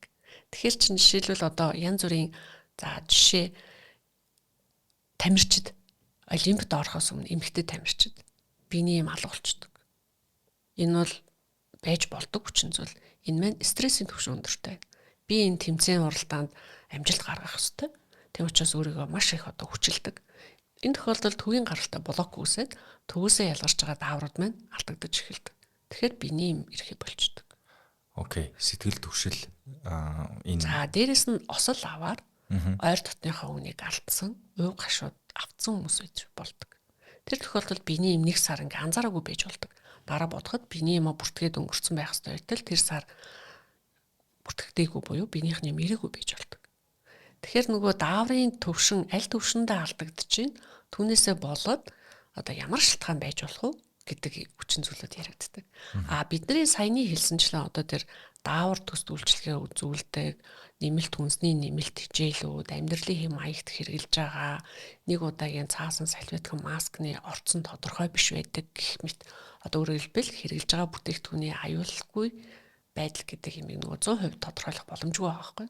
Энэ тохиолдолд эмэгтэй хүний арьс салстаар нөгөө бодис маань ороод өндөвчөнд боловсрч байгаа. За бүр өндөвч рүүгээ нарийн яг бэлгийн дааврууд боловсруулдаг одоо үйл ажиллагаанд алдагдаад таны өндөвчнөөс ялгарч байгаа дааврыг хэвэн байх ёстой юм. Нэг бол ихсгээд нэг бол багасгачдаг. За гэхдээ мэдээж хэрэгжилж байгаа давтамж хэр удаан хэрэгжилж байгаа ямар хүчтэй бүтээгдэхүүн гэдгээс л хамаарна. Тэрнээс биш одоо нөгөө бүх төрлийн сүлжээний юм тайраг буруу гэж буруу шааж байгаа юм бол биш шүү. Аха. Тийм. Гэхдээ нөлөөлөх хүчин зүйл мөн гэдгийг ойлгох хэрэгтэй байна шүү дээ. Тэгэхээр одоо нөгөө дааврыг яг дааврын алдагдал үүсгэж байгаа гэдэг үг айгүй амархан. Аха. Хүмүүс миний дааврын төвшин алдагдсан. Гэхдээ ямар төвшөнд хэр ноцтой алдагдж гинүү гэдгийг бол нөгөө хэрэгжилж байгаа болон гарч ирж байгаа эмнэлзэн шинжээр нь бол бүрэн тодорхойлох боломжгүй. Ер нь дааврын нөлөөнд өртөх магадлалд байнга явдаг гэсэн. Нүүрний будаг, уруулын будаг гэл энэ юмуд бас л байна шүү дээ тий. Одоо нөгөө ер нь бол одоо нөгөө сүүлийн үед бол нөгөө үршилжүүлэн суулгах эмчилгээний одоо үр дүнд нөлөөлөх боломжтой сөрөг хүчин зүйлүүд гэж байгаа. Тэвэн дээр болохоор нөгөө chemical ingredients буюу одоо нөгөө химийн хүчин зүйлүүд гэж. Химийн хүчин зүйлүүд бид нэр бүх юмнаас авдаг. Жишээлбэл тий одоо өмсөж байгаа хувцсны одоо нийлгээс хүртэл авах боломжтой байгаа байхгүй. Харин тийм бүр хамгийн сүүлд юу хүртэл гарчсан биш. Та худалдаа авалт хийгээд танд баримтаа хувийн дээр авах байгууллага дээр авахыг асуудаг шүү дээ. За байгууллага дээр хувийн дээр гингут хевлээд өгч байгаа шүү дээ. Тэгээд тэр тухайн мөчөд хевлсэн баримтан дээр байгаа цаасан дээр очисон принтерийн хор биш үү те. Тэрийг өндгөөрөө авахд хүртэл та тэр принтерийн хорны нөлөөнд автахаар байна гэдэг юм яриад байгаа байхгүй. Тэг гих мэтчлээ ингээ бид нар бол угаасаа химийн маш олон зүйлсийн нөлөөлөлд ор амьдарч байгаа шүү дээ те. Гэхдээ бид нэр өмнө нь ийм нөлөөлөлд ор амьдарсаар ирсэн. Одоо ч амьдарч чинь ирээдүйд ч амьдарна. За гэхдээ бид нар нөгөө хүний ингээд тасралтгүй одоо хөгжлийн үзүү тогтолцоог хараад үзэхэд орчны нөгөө нэг апдейтүүд буюу одоо бидний хэрэгжилж байгаа юм илүү олон нэр төрөл болж байна. Тийм үүнтэй бас холбоотой гэж үздэг л дээ. За тэрнээс биш манай өвөг эцэгүүд маань мэдээж л яг хэрэгжилж байгаа юм харьцангуй нэр төрөл нь бага. Цөөхөн байсан баг. Тийм гарал үүсэл нь яг илүү органик байсан байж магадгүй. За тэгэхээр эмэгтэй хүний сая дааврын өөрчлөлтүүдийг ярьж штэ тий. Тэгээд өргүүдэлтэй нүүр тулцсан шалтгаануудыг хоёлаа сонсчлоо. 5 байгаагаа мэдчихлээ тий. За одоо дараагийн энэ сэдвүүдээр явхаас өмнө танд нэмэлтээр хэлэх шаардлагатай зүйл байна уу? Байхгүй тий. Байхгүй юу. За одоо маш чухал хэсэг рүү орох гэж байна. За хоёлаа 90 хүүс талдаа аль нь юунаас болоод болохгүй байж болох уу гэдэг нөхцлүүдийг ярьчлаа тий. Тэг ингээд хүн болгон өөр хоорондоо ондоо учраас нийлжихлээрээ бас л өөр шинэ комбинац байгаа шүү дээ. Тэгэнгუთ нийлээд зориод гэр бүл болъё гэд шийдсэн хүүхдтэй болохгүй зорьсон чинь болохгүй байна. За энэ бол хүний сэтгэл зүйд нөлөөлж болох маш том үйл хэрүүдийн нэг мөн үү? Мөн тий. Тэгэхээр тэр хүмүүсийн сэтгэл зүй ямар асуудалтай нүүр тулдаг вэ? Мэдээж энэ нийлээд хүүхдтэй болохгүй бол хүмүүс нэг зарлаад яваад идэх байх. Бид хоёр хүүхдтэй болохгүй байна гэл энэ тэндээс ирэл хайгуул болоод ч юм уу хин нэгэнтэй яриад нилийн айгу зөвхөн тэр хоёрын л асуудал байдаг байх нэг хэсэгтэй тий. Тэгэхээр тэр мөчөөс эхлээд энэ хүмүүсийн сэтгэл зүйд ер нь ямар өөрчлөлтүүд бий болдгоо тань дээр очиж өөрчлүүлж байгаа хүмүүсийн тухайд ярихад тий. Өргөдлийн сэтгэл зүйд маш том. Одоо нөгөө тий одоо химжиж болохгүй хянах боломжгүй. Яг зөв. Яа гэвэл одоо жишээлбэл эмэгтэй хүн яг байгалийнхаа бодгалын хувьд нөгөө стрессийг даван туулах чадамж арай эрэгтэй хүнтэйгээ харьцуулахад өндөр, олон хүчин зүйлийг, олон үйлдэлийг нэг дор хийх чадамжтай гэж ярьдаг шүү дээ, тий. Тэгсэн ч гэсэн энэ өргөдлийн сэтгэл зүйдээр бол яалтчгүй одоо мөхтөгч гэж хэлж болохгүй л дээ. Тусламж үйлчилгээ авах тэднэрт туслах шаардлагатай гэсэн үг юу нь. Ганхдаг бах тий. Яг зөв ганхдаг гэсэн. Тэгэхээр өргөдлийн үеийн сэтгэл зүйч нь зөвхөн эмэгтэй хүнд тулгараад байгаа биш. За эрэгтэй хүмүүс хэлэхгүй байгаа ч гэсэн илүү үг хэлүүд эхнэрээ зоочно гэд дотроо бас шаналж байгаа. Тэгэхээр өргөдлийн үеийн сэтгэл зүйг бол бидний одоо эмчилгээний үр дүнг сайжруулахад үр дүнг нөлөөлөх боломжтой нэг хүчин зүйл байхгүй. Мэдээж олон удаа дараагийн амжилтгүй болж байгаа үр дүнг сонсох тусам тэр хүн өөрийгөө илүү жижигхэн хайрцагт оруулдаг. Тэгэхээр тэр хайрцагнаас нь сулж өгчиж бид нар хамтдаа үр дүн хүлээлцэх ёстой. Гэтэл энэ нөхцөл байдал маань одоо хинээрч хэлүүлдэг тухайн хүмүүст ингээд бүр ялтчгүй ингээд тулцсан асуудал байгаад байдаг. Тэгэхээр мэдээж анх ирж байгаа хүмүүст ялангуяа хүмүүс чинь болохоор яг ингээд энэ тэнд нилээн гадаа дотоод очивэд нилээн эмчилгээний одоо үр дүн сүрэг гарсан эсвэл нилээн олон жил одоо өргөдөлтэй тулгарсан хүмүүстээр ялангуяа үсгээд байдаг. Энэ хүмүүстээр хамгийн эхлээд өгөх зөвлөмж нь сэтгэл зүйн зөвлөгөө байдаг. Та мэдээж хүссэн үр дүндээ хүрэхийн тулд бид нар туслана. Гэхдээ та бусад найз нөхөд эмэгтэйчүүдээс арай илүү удаан тууштай явах шаардлагатай болж шүү гэдгийг эхлээд энгийнээр хэлчихдэг. Тийм. Тэр хүмүүст эхлээд урам зориг өгөх хэрэгтэй. Олон оролдлого хийх нь байх шүү гэж хэлж байгаа юм уу? Яг олон оролдлого хийж болзошгүй шүү. Тэгэхээр тууштай үр дүнгээ хоёлаа хамтдаа үзэн шүү л гэсэн утгатай. Тэрнээс биш анхудаа уулзж байгаа хүнд та 2 3 удаа орно гэдгийг бол урьдчилж хэлэх ямарч боломжгүй шүү. Тэгэхээр нөгөө энэ бол удаа үргэлжлэх аяллаа, холын зайныг үйлчүү. Яг зөв. Тэгэхээр нөгөө аялал маань хэр хурдан удаан байхыг бол хоёлаа мэдэхгүй ч гэсэн гарч болзошгүй эрсдлийг нь даван туулах урам зоригийг нь өгөхийн тулд эхлээд хэлчихдэг. Тийм. Гэр бүлийн хосуудын дэмжлэг бас их айгүй чухал байдаг. Бие биенээ юу эсвэл гаднаас уу? Мэдээж бие биенээ сэтгэл зүйн хувьд. За ер нь бол манай үйлчлүүлэгч нарт харагддаг л да. За одоо жишээлбэл 2 3 одоо үр дүн сул гарсан одоо эмчилгээний үр дүнгийн дараа сэтгэлээр унсан тохиолдолд нөхөр нь хажууд нь яг тэр өрөөнд эхнэрээ дэмжиж байгаа нөхрүүд байдаг. Маш зөв алхам. Эдгээр бол одоо энэ хүмүүс бол үр дүнд хүрнэ гэдгийг бол бүр хараад би хүртэл урам зориг авдаг. Тэр хандлага нь өөрөө хүмүүс шүү дээ. Зүгээрээ ханаа хоёлоо үргэлжлэн. Дахиад хоёлоо нэг оролтно. Ерөөсө битээ санаа зов. Юундаа ингэж одоо уйтгарлаж гуйнсий. Энэ бол гарч болзошгүй гэдгийг хоёлоо мэдчихсэн шүү дээ угаасаа. Ингээд айгүй ингээд тэр сэтгэл зүг ап гээл айгүй ингээд яг тэр богино хугацаанд хурдан өргөд өгчөж байгаа байхгүй. Ганцаараа явж байгаа эмэгтэй хүмүүсийн хувьд яг ер нь бол хосуудыг хосоороо ирэхийг бид нар зөвлөдөг. Энэ маань болохоор мэдээж цаана сэтгэл зүйн одоо биенийг дэмжих дэмжлэг сэтгэл зүйн засал гэдэг юм бас цаана яригдчихэдэг. За эмэгтэй хүн ирээл нөгөө харьцангуй үзлэг нь арай олон эмэгтэйчүүдэд. Ганцаараа ирээл сонсоол явах, үр дүнгээ сонсоо явах, нөхөртөөгөө ирээд сонсох маань шал өөр байдаг. Нэгдүгürt мэдээлэл зөв дамжих хэрэгтэй. Хоёрдугаарт дундаасаа шийдэл олох хэрэгтэй. Гуравдугаарт урам зориг авах хэрэгтэй. Бинийгээ урмаар тэтгэх хэрэгтэй байдаг. Тийм.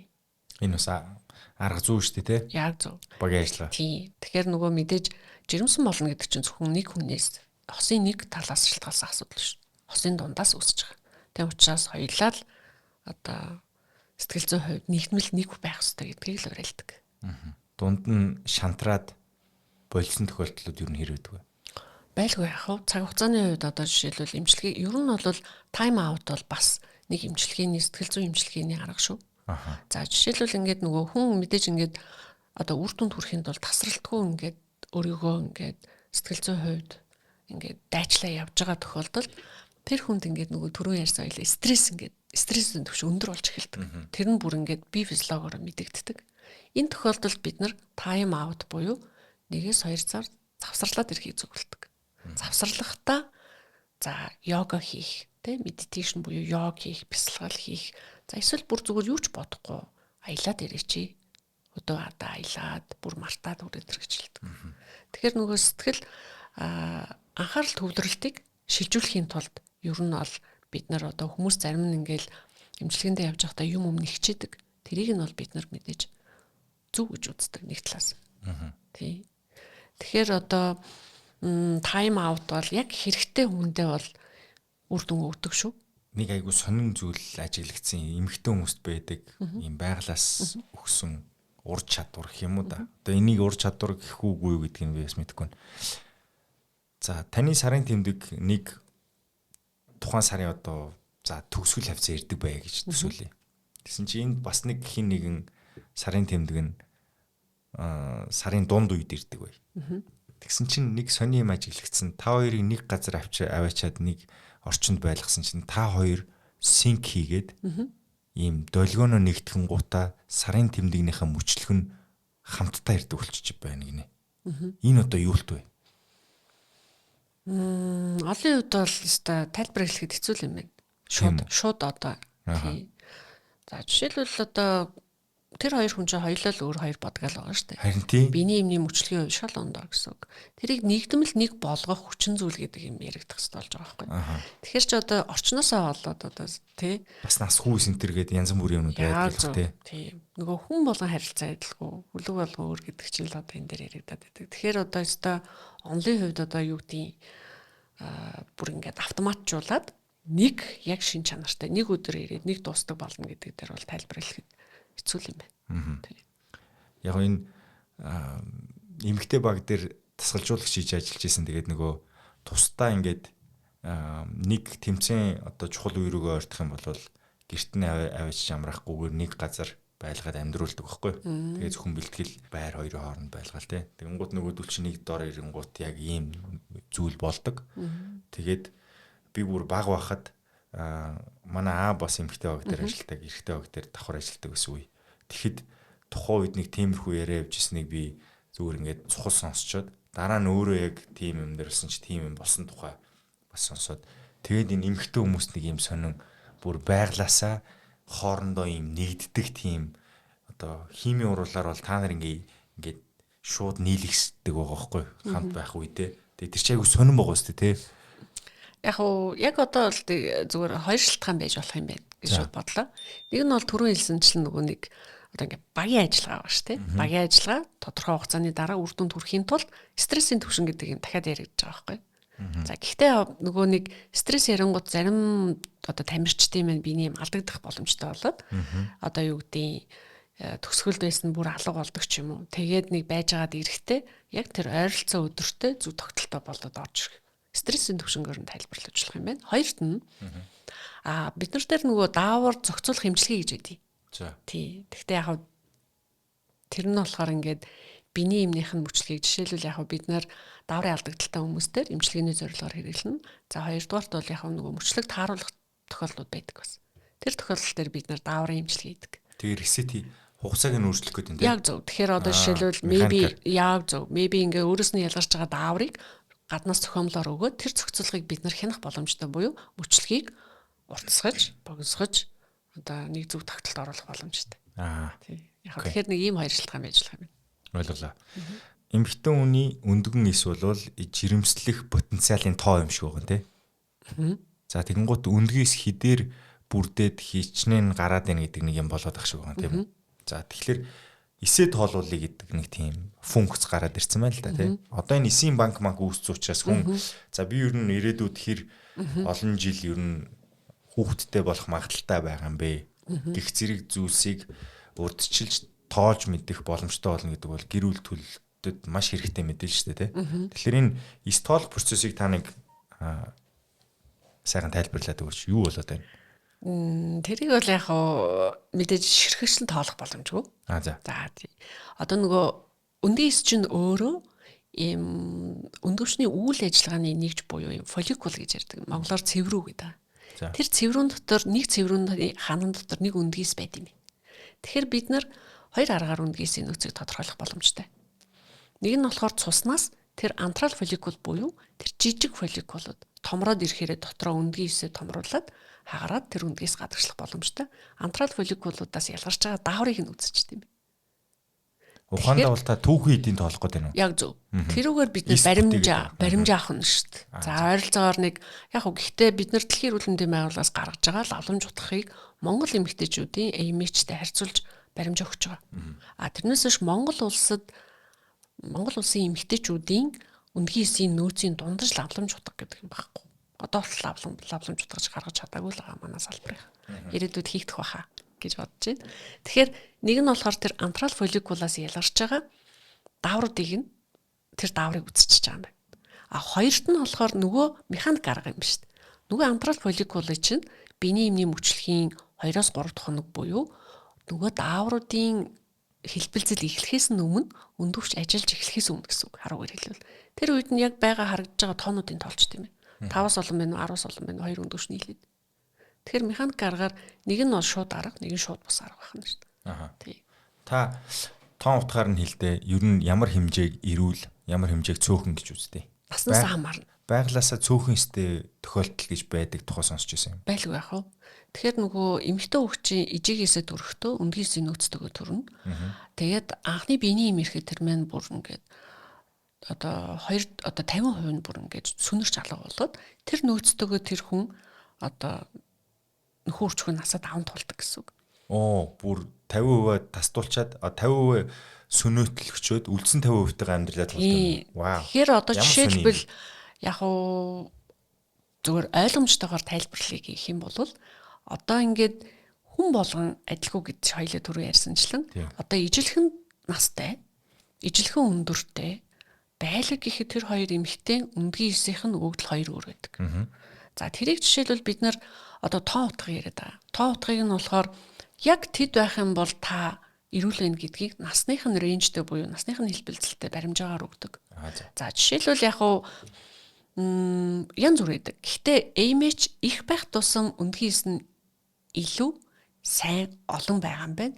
Энэ нь ирээдүйд олон хүүхэдтэй болох одоо боломжийг шууд утгаар нь бас хэлэхгүй эмгэг байдал гэдэг юм орчт юм. Тэгэхээр өндгийсийн өндгийсийн нөөц ерөнхийдөө за насныхаа рейнжээс хамаарат ер нь за нэг дунджаар 25 наснд за ер нь бол нэг 3 бүхэл 4 бүхэл түүнээс дээш 40 наснд нэг бүхэл нэгээс 2 байхад 45 наснаас бол ялтчгүй нэг бүхлээс доош ордог. Энэ бол байгалийн зөв тогтолцоо байна. Та эмэгтэй хүний жирэмслэх боломжтой насыг хэд гэж хардын хязгаарын шинжлэх ухааны тооноос тусдаа таны хувь үнэ үзлэх гэж байгаа шүү. Ер нь бол нэг 23-аас 38 гэж үздэг. Тийм үү. Миний хувьд. За шинжлэх ухаан бол 45 гэдэг байгаа тийм. 45-аас хойш эрсдэлтэй гэдэг байгаа. Яг зөв. Тэгтээ болдог. Олон тохиолдлууд ч байгаа. Байлгүй яхав. Тэгэхээр нөө хувь хүний эрүүл мэнд гэдэг асуудал. Тэр жирэмсэн бол чадамж ингээд мэдээж тохиолдчихлоо. Жирэмсэлчлээ. Нөгөө архаг хууч өвчнөөс идэрч гинөө. Жирэмсэлтийг эрүүл тээж 9 сар тээж төрүүлэх чадамж гэдэг тухай яриад. Тэгэхээр хувь хүн жишээлбэл манай дээр 45-аас дээш настай үршилжүүлэн суулгах эмчилгээний тусламж үйлчилгээгээр амжилттай жирэмслээд төрсөн хүмүүс байх шүү дээ. Гэхдээ тэр хүмүүстэр бид нар хувийн эрүүл мэнд одоо өөрөөр хэлбэл архаг хууч өвчин сэтэрэхгүй таны бусад эргэтэн тогтолцоонууд чинь эрүүл байвал та тээж төрүүлэх боломжтой. Тэгээ их хүр сайн уу? Сайн. Төрөлтийг бол бид нар шийдэхгүй. Тэглэх байх. Тэр бол тусдаа асуудал те. Ер нь та гэхдээ эрэх холбоотой байлгүй яах вэ? Манай эмнэлгийн хувьд бол бид нар одоо бэкап бол банк хийдэг. Одоо жишээл бүртгэл гэдэг юм явагддаг байхгүй. Тэгэхээр жишээлбэл бид нар хяналтнаас гаргасан, жирэмсэлсэн, амжилттай жирэмсэлсэн, хяналтаа бүрэн явж дууссан, хяналтандаа явж агаад эсэмийн дамартсан хүмүүсийг бол бүрэн ингээд нөгөө бүртгэлжүүлдэг. За дараагийн сонирхолтой сэдв бол мэдээж ил мэдээлэл их байдг бах. Кино шинээс л үзсэн байдаг те. Үнэхээр хүүхэд гарах боломжгүй хосууд тэгч их олж аваад өөрсдийнхөө үрийг 9 сард хэлгүүлээд тэгээд их хөрч авчин те. Тэгэхээр энэ процесс ч өөрөө айгүй энгийн юм шиг сонсогч байгаа боловч айгүй хүнд процесс байх гэдэг байхгүй. Үйл явцыг харах юм бол тэгээд айгүй олон асуудлууд байгаа. За хоёр хос тэгч сонгохоор болчихжээ. Гэдэг маань саяны хоёулангийн өмнө ярьсан ерөнхий агуулгаараа энэ хоёр үнэхээр олон удаагийн оролцоогоор хичээгээ болсонгүй. Эсвэл тэнд ямар нэгэн эрүүл мэндийн заалт байна. Ээж нь хүүхдтэйх боломжгүй байх юм уу тий. Тэгэхээр ийм шалтгаанууд бийж болно шүү дээ, тий. Тэгэхээр тээгч их сонгосон тохиолдолд энэ хоёр хүн одоо өөрсдийнхөө ДНК-г хадгалаад тээгч ихийн бас оролцоо тэнд байдаг юм уу? ДНК нь нөгөө хүүхдийн өсөлт хөгжилтөнд оролцдог юм уу? Гэх зэрэг зүйлс байгаа байхгүй. За хамгийн эхлээд тээгч ихийг ер нь хэрхэн сонгодгоос ойлаа эхлэе. За сайдын 600 гэсэн тушаал гэдэг. Эрүүл мэндийн сайдын. Энэ маань болохоор нөгөө бэлгийн донор эсвэл тээгч ихийн зохицуулгыг ер нь бол хууль саяхных тий. Тий, ер нь гэхдээ 12 18 онд апдейтүүд хийгдсэн. Одоо дахиад ажлын хэсэг ажиллаад нэмэлт заалтуудыг оруулж байгаа. Аха. Донор тээгч их хоёр ер нь нэг ангилал дотор яваад байгаа юу? Тий, одоо ер нь бол яг тэр журмаар эрүүл мэндийн хөгжлийн төвийн донорын алба гэж байгаа. Донор тий. Тэр албаны мэрэгчлэлтэнгүүд маань ер нь бол хууль зүйн үүднээс нь чиглүүлэг бол хийдэг. За тэгэхээр нөгөө ямар заалтаар тээгч их авч ийн гэдгээс хамаардаг. Жишээлбэл нөгөө нэг одоо эрэгтэй зүгээр жишээ шүү. Тий, эрэгтэй бэлгийн одоо донор аваад одоо нөхөр нь жишээлбэл одоо муу гарууд л да хамгийн одоо муу тохиолдолд бодоход нөгөө үрийн шингэн дээр бэлгийн эсгүй ажил бүрт ороод ч эс гараагүй. Энэ тохиолдолд бид нар хамгийн сүүлийн сонголт нь ойр дотныхоо одоо төрлөөс гэсэн үг тий, төрсэн ах дүү өөрөөр хэлбэл тэр хүний ДНК хадгалаастай байх хэрэгтэй тодорхой хуваар. Энэ хүмүүсээр эр бэлгийн эсийн донор авахыг зөвлөдөг. Эр бэлгийн эсийн донор авахдаа ямар аргаар жирэмслэх боломж одоо тэр бэлгийн донор болон эхнэрт нь байна вэ гэдгийг бид нар судалдаг. За ер нь бол манай төвийн аль болох байгалийн аргыг дэмждэг. Өөрөөр хэлбэл эхнэр нь өндөвчөндөө нөөцтэй үрийн хоолойнд дамжуулах үйл ажиллагаа хэвэн байгаа бол бид нар цацлага эмчилгээ гэж байдаг. Угаа цэвэрлсэн үрийн шингэнийг умаа хүн дээр үг цацж өгөөд байгалийн жирэмслэлтийг дэмжсэн арга гэсэн үг. Энэ аргаар жирэмсэлж байгаа бол энэ бол тээгч биш шүү дээ. Эхнэр нь өөрөө жирэмсэлж байгаа. Яг тээгч ихийн хувьд бол нөгөө юу шүү дээ наа чин одоо бэлгийн ажлыг л механикаар хийчих чинь гэсэн үг шүү дээ. За тийм. Мэдээлэлтэй. Дотор нь ороод нөгөө цацж байгаа шүү дээ. Яг зөв эрх зүйн хувьд. Тэ. Тээгч ихийн хувьд болохоор хэрвээ хоёр хосууд за эхнэр нь өөрөө одоо эрүүл мэндийн шалтгаанаас ч юм уу тодорхой яг эмэгтэйчүүдийн тусгайлсан заалтын улмаас тээх боломжгүй байх юм бол өөрөөсөө эрен бэлгээс өгөөд эр бэлгийн аваад тэр хоёрыг хооронд нь үршилжүүлэн суулгах эмчилгээний төвшөлтэй технологиор одоо нөгөө тодорхой орчинд үр хөврөл болсон хөгжүүлээд тэгээд хөлдөж хадгалж байгаа тэгчгтэр суулгаж өгдөг. Энэ нийлүүлэхээ бол лабораторийн ажил хийчих нь шүү дээ. Лабораторийн орчинд хийгддэг. Гэхдээ ер нь бол яг хүмүүс дандаа буруу ойлголттой. Би энийг бол алхан тутамдаа засахыг хичээдэг. Хуруу шилний хөвгт гэж ярьдаг. Хуруу шилэнд ч хийгддэг үйл явц биш байхгүй юу? Тийм, ер нь бол инкубатор дотор буюу хүний биеийн температур, ариун орчин чийгшлийг хангасан орчинд өөрөөр хэлбэл энэ үрийн хоолойнд явагддаг үйл явцыг тэр орчныг хангасан 5-7 хоногийн л тэр тодорхой цаг хугацаанд л одоо ийм одоо тавир шил гэж ярьдаг те тодорхой юм одоо бүтцэн дотор тэр хөгжлийг үнэлээл технологиор хадгалж гисгээж байгаа үйл явцыг л үржилжүүлэн суулгах гэдэг байна шүү дээ. Одоо тэрнээс биш хуруу шилэнд үүсээл муу болохоор нь сэгсрээл те дээрэс нь уусмал хийгээ сайжруулдаг юм байхгүй. Коктейл найруулж байгаа юм шиг л юм бодсон байна. Хүмүүс айгүйх асуудаг. За одоо тэгээд тэгч их дээрээ шилжээд орох юм бол одоо тэр хоёр ээж аав буюу биологийн аав ээжийн дундаас үүссэн үр хөврөл буюу 5-7 хоногтой хоёр эсийн нийлэмж гэсэн үг. Энэ эсийн нийлэмжийг яг зөв цаг хугацаанд нь тэгч ихтер суулгалаа гэж үтэй. За жишээлбэл эхнэрийн дүү, нөхрийн дүү байж болно. За тэгэхэд хүмүүс айгүйх асуудаг. Цус одоо ингээд нийлж мэлээд цус ойртолт гэдэг юм үүсэх юм биш үстэй гэж асуудаг. Энэ бол болгоомжлол зөв. Гэхдээ тийм байхгүй. Яа гэвэл аль үшэнэ үүсчихсэн тэр одоо бүр дундаас нь хөгжөөд явж байгаа 5 хоногтой үр хөврлийг тэр одоо хөгжих ёстой таатай орчинд нь оруулаад тэнд нь бойжуулж байгааг л хэлж байгаа юм. Тэрнээс биш одоо хөгжих явцдаа одоо ДНК-гийн нийлүүлээ замаас нь аваад улам томордог юм байхгүй шүү дээ. Энэ тохиолдолд бол янз бүрийн одоо ДНК-гийн солилцоо юм уу та одоо масын одоо айж имэдэг одоо энэ болгоомжлол бол байхгүй л гэсэн. Энэ тохиолдолд бие давхар болж байгаа 3 дахь эмэгтэй байна шүү дээ, тэ. Тэр бол зөвхөн тэр хүүхдийг хоол хүнсээр тийжих. Яг зөв аюулгүй орчинд 9 сар 9-10 сарын хугацаанд тэгж төрүүлж өгч байгаа. Тээгч их болж байгаа хүмүүс өмнө нь хүүхд гаргацсан тохиолдлууд байдгүй. Байлгүй яхав тэр журам дээр минь журмлаад өгсөн байгаа. Ямар хүмүүсийг тээгч ихээр авахыг зөвлөдөг вэ? За мэдээж өмнө нь төрж исэн. За төрж исэн гэдэг нь бол яхав мэдээж төрөх үйл явц хэвэн явагддаг бүрэн эрүүл саруул тээдэг гэдэг энэ том заалтыг цаанаас нь харж байгаа. За хоёрдугаарт бол яхав одоо нөгөө өөрөө эрүүл байх хэрэгтэй. Бие болон сэтгэл зүйн хувьд. За нөгөө тээгч ихээр одоо ингээд санал өгөөд за одоо хамаатан садандаа туслалаа гэж болоход өөрийнх нь зүрхний одоо үйл ажиллагаа ч юм уу бүрний үйл ажиллагаанаас болоод жирэмст мэн бүрэн тээгдэхгүй байх, эрүүл мэндийн байдал үүсэхгүй байх хэрэгтэй байхгүй юу? Эрсдэл байдаг учраас тийм. Сэтгэл зүйн хувьд бас эрүүл гэдэг. Одоо өөрөөр хэлбэл одоо сэтгэл зүйн одоо юм хоёр туйлд эмгэгч юм уу нэг бол ингээл амар сэтгэл хөдлөл нэг бол сэтгэл гутраал тийм. Үүнээсээ болоод бас нөгөө тээлтэй үйл явц болон төрөлтийн хүндрэлийг дагуулах эрсдэлтэй гэж үздэг. Тийм. Тэгээд өмнө нь төрж исэн. Би огт төрж байгаагүй юм бол болохгүй юм байна те.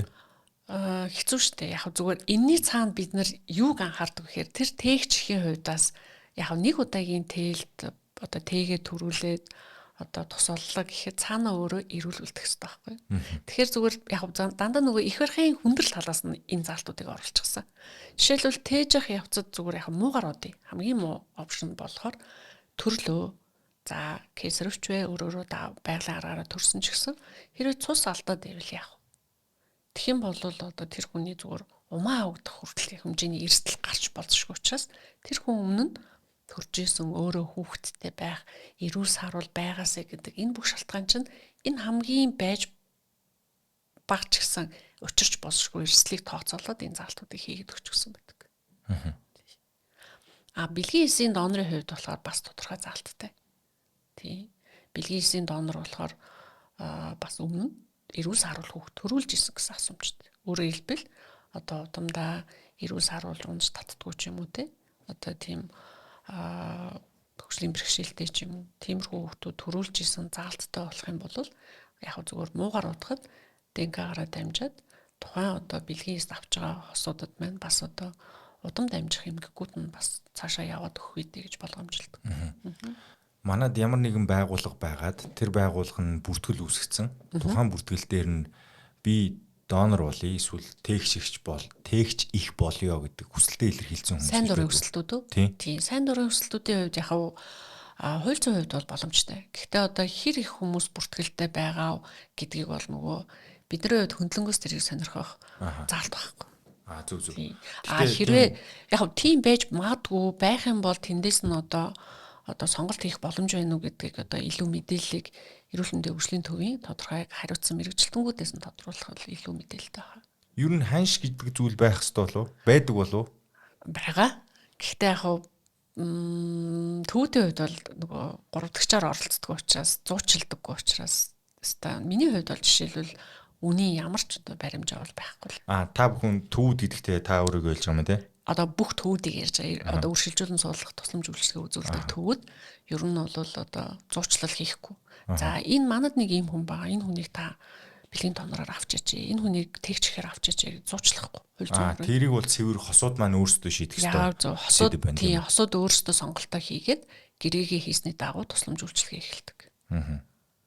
Ер нь яг өргүүдэл гэдэг сэдвтэ нүүр тулсан байгаа хүмүүс энэ подкастыг үзэх юм бол нилээн одоо ийш тийшээ яваад хүн амтнаас суугаад байхгүйгээр за энэ нь бол ингэдэм байна гэдэг ерөнхий юм аа бол нилээн сонсоод авчих واخ гэж найдаж байна л да.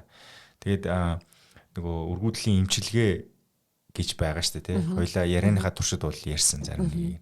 Тийм. Тэгэхээр нөгөө орчин цагийн шин тутам үүссэн байгаа технологийн шийдлийг ашиглаад өргүүдлийн одоо имчилгээний арга барилууд манад нэвтэрсэн тийм тохиолдлууд байна уу? Гол нь би бол мэдэхгүй байна л да. Одоо сүүлийн жилүүдэд технологи бол бүхэл салбар руу их хурцтай орж ирж байна. Тэгээд магадгүй миний мэдэхгүй одоо үзэж байгаа хүний хувьд ч гэсэн ихтгэл найдвар төрүүлэх үс тийм зүйл байгаа бол та дуулгасан дээр баг. Жирэмслэх угаасаа 3 арга л байгаа. Тэгэхээр арга болгон дээр нь сүүлд гарсан технологиуд нь гийг нь тайлбарлаад өгчвөл арай жоохон системтэй ойлгож магадгүй гэж бодлоо. Тэгэхээр хамгийн эхлээд тайминг буюу өдөр товлох гэдэг. За энэ өдөр тоглох дээр бол одоо амар одоо шинжлэх ухааны шинжилсэн арга технологи бол одоогор байхгүй. Угаасаа л нөгөө follow up буюу дагаж үзэл хувь хүн буюу хосуудад таарсан өдрүүдэд тоглож байгаа. За заслаг эмчилгээ гэж байгаа. Заслаг эмчилгээ болохоор түрүүний хэлсэнчлэн яг эмэгтэйн өндгийг сагарах үеэр тодорхой нөхцөл одоо хангагдсан үед угаа цэвэрлсэн үрийн шингэнийг цацаж өгч байгаа. За энэ тохиолдолд болохоор яг бид нар хүү сонголтын тухай ярьж байгаа. За тийм. За гэхдээ мэдээж тэр үрийн шингэнд байгаа эр бэлгээс нь хангалттай буюу тооны хувьд хангалттай байж ич түүнээс нь хөдөлгөөнтэй эсүүд нь шүүгдэн түүнээс нь хүүс нь одоо шигшигдэх боломжтой. Гэхдээ яг зүгээр судалгааны хувьд бол 70-80% Өөрөөр хэлбэл нөгөө эрэгтэй хүнд чинь XY гэсэн хоёр хоромсон байгаа шүү дээ.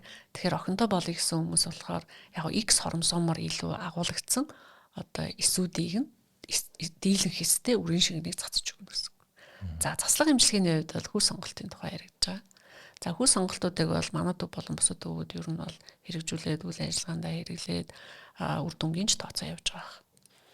За дараагийнх нь үр шилжүүлэн суулгах эмчилгээ. За үр шилжүүлэн суулгах эмчилгээнд дээр болохоор ялангуяа эрэгтэй эмэгтэй дээр нь. За жишээлбэл нөгөө ямар заалтаар орж ийн гэдэг. Жишээлбэл эмэгтэй хүнд өндгийн эсийнх нь нөөц наснасаа эрт багасчлаа гэж бодъё. Үйл ажиллагаа сулраад байна гэж бодъё. Энэ тохиолдолд бид нэр өндгөчний ERP гэдэг эмчилгээ хийж байгаа. За. Өндгөчний ERP гэдэг нь өөрөөр хэлбэл автопси буюу одоо өөрийнх нь одоо цуснаас эксосомоор баялаг одоо сивнг ялгаж аваад тэгээд өндгөвч рүү тарьж өгдөг. Шууд. За өндгөвчөнд бол нөгөө нэг шууд одоо борооны дараах мөш пүр гэж үйл ажиллагаа гарч ирэхгүй л дээ. Мэдээж хэр их үйл ажиллагаа алдагдсан, хэдэн настай хүн бэ гэдгээсээ эргэж сэрэх одоо цаг хугацаа үр дүн гэдэг юм яригддаг. Тэгэхээр нэг боломж, технологийн нэг боломж. Өөрөөр хэлбэл өнөөдөр та ажиллаж байгаа өндгөвчнийхээ үйл ажиллагааг ERP хийлгээд өнөөдрийнхээ төвшнгөөс арай жоохон сайжруулах боломж буюу өөрийнхөө эдээсээр үр хөвгттэй болох боломжийг харах.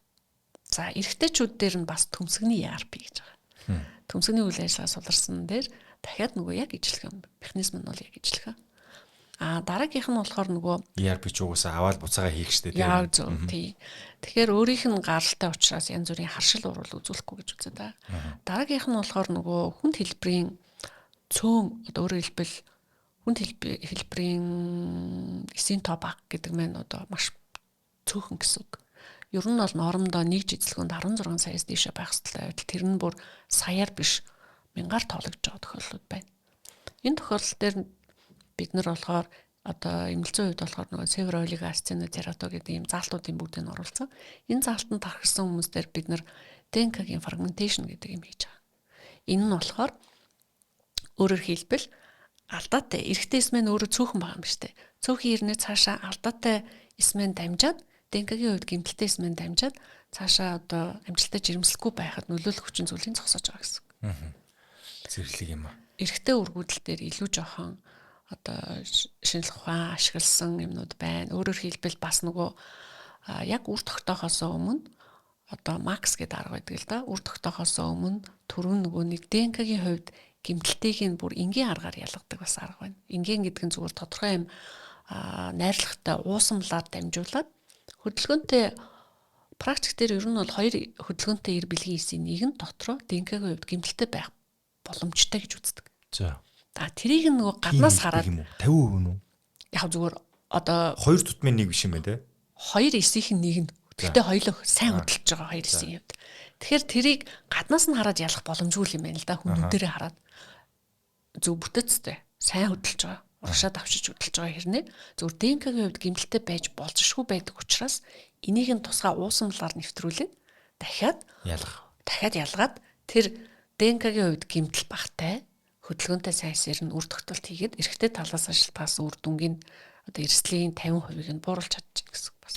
Наа чи ер нь явж байгалийн одоо аргаар хүүхд хийхээс илүү тоочны болцсон юм шүү ер нь.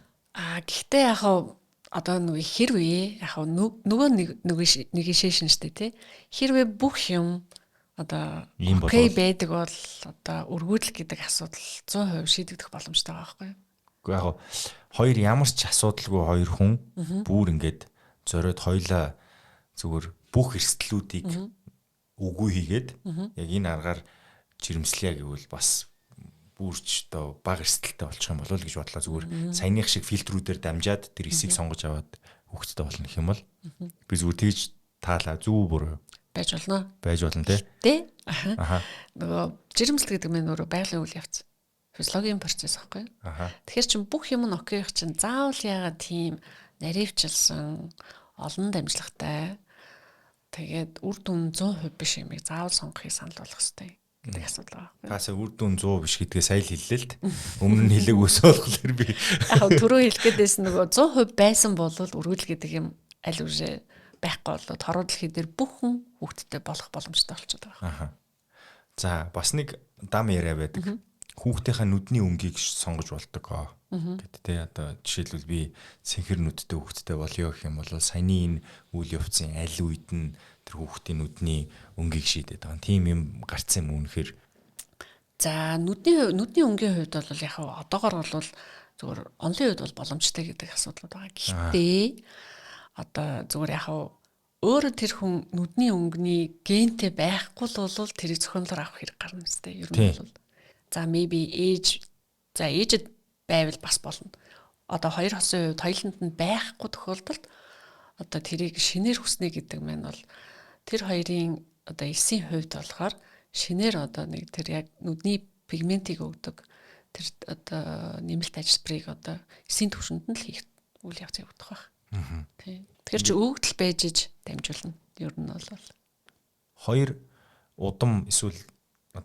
хоёр удам эсвэл див гэдэг ухсаа нь холдох тусмаа хүүхдийн одоо зүс царай болон оюун ухааны байдал нь илүү өндөр байдаг гэдэг нэг тийм юу гэдэг шүү дээ. Одоо дээр үед мэдгүй дорндын хин ихнэрээ хайхтай ааваасаа одоо баян үлгийгөөс очиод ихнэрээ авах юм бол энэ цус ойртолтоос сэргийлсэн нэтрэгээд нөгөө гарч байгаа хүүхдийн чанарын тухайд илүү сайн гэдэг шүү дээ.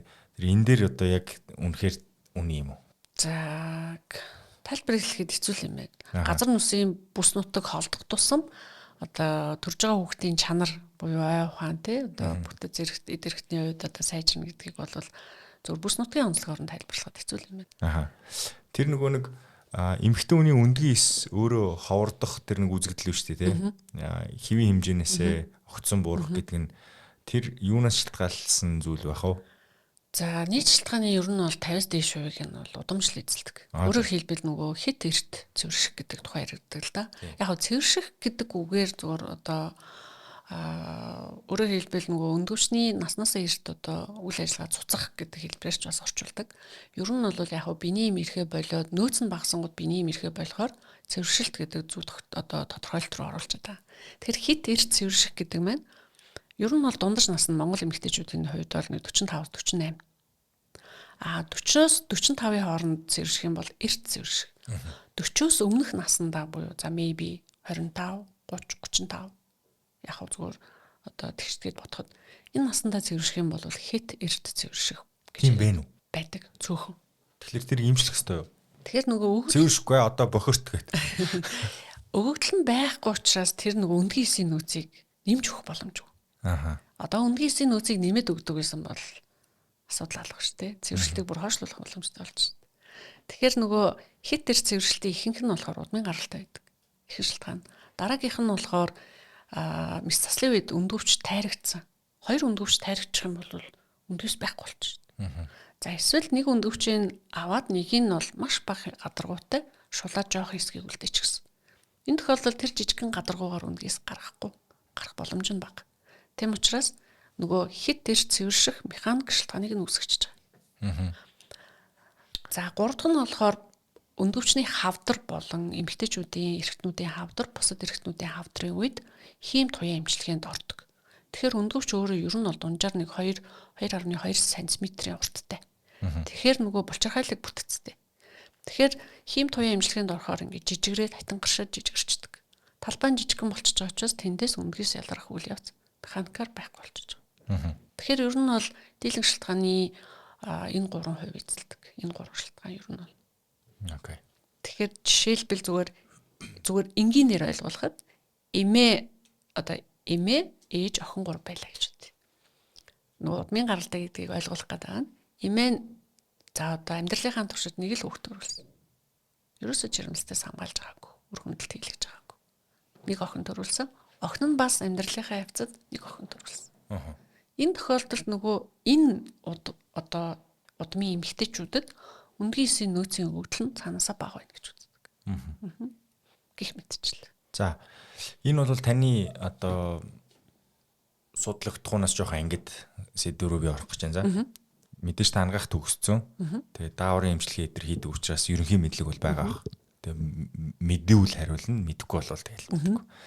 Яг нь сүүлийн үед энэ цэвэршилттэй нүүр тулцсан байгаа эмэгтэйчүүд дээр тестостероны хэмжээг тодорхой хэмжээгээр тохируулаад хийх юм бол цэвэршилтийн үйл явцыг эвтэйхэн болгож ийн гэдэг нэг онлууд явж ийн л та тэргээр. Тэгээ би бас энийг бүр гүн гүнзгий судлааг байна. Гэхдээ дааврын өөрчлөлтөнд орсон жингийн илүүдэлтэй утсан эмэгтэй хүмүүст яг энэ тэр дааврын эмчилгээнүүдийг айгу зүв зүйтэй их юм бол буцаад би энэ эвтэйхэн жингээ хаяад ингэж байгаа зүйлс ажиглагдаад байна гинэ. За энэ нэг нь. Нөгөөх нь болохоор пептидүүд гэж байна те, peptides гэдэг. Тэрийг бас одоо баруунд бол нэлийн хэрэглээгээ одоо юу гэдгийг бараг эмнэлгийн ажилтны хараа хяналтнаас гадуур хүмүүс өөртөө хэрэглэдэг болчихж байгаа л дээ. Тэгээд тусгаалсан бүх зүйлд зориулсан пептидүүд байдгийг одоо олж тогтоогоод ялгаад гаргаад ирсэн. Тэгээд өдөр тутамдаа хэрэглэж байгаа хүмүүс байгаа байхгүй. Тэгээд энэ дэр таны хувьд юу н манайх хэрэглээ байна гэж харж байна. Энэ зүйтэй зүйл үү, энэ хяналтан дотор явах ёстой зүйл үү? Одоо ч нөгөө угаасаа эрүүл мэндийн сэдвийг сонирхоод эхлэхийн цагт алгоритм угаасаа надад зориулаад энэ төрлийн мэдээллүүдийг харуулдаг учраас би энэ төрлийн юмтай айгүй ойрхон л байдаг л та. Тэгээд мэрэгжлийн хүн байгаа учраас асууж байгаа шүү. За пептидийн хувьд бол надад бол нэмэлт тайлбар бол алга. Ер нь бол сайн мэдэхгүй байна. За пептидийн төлөөлөгчийг ч гэсэн сайн одоо нөгөө мэдэхгүй байгаа учраас онлын тайлбар хэлэх боломжгүй юм байна. За харин цэвэршилтийн насн дээр миний судалгааны ажлын бол цэвэршилт гэдэг. За. Байдаг ч яг байсан.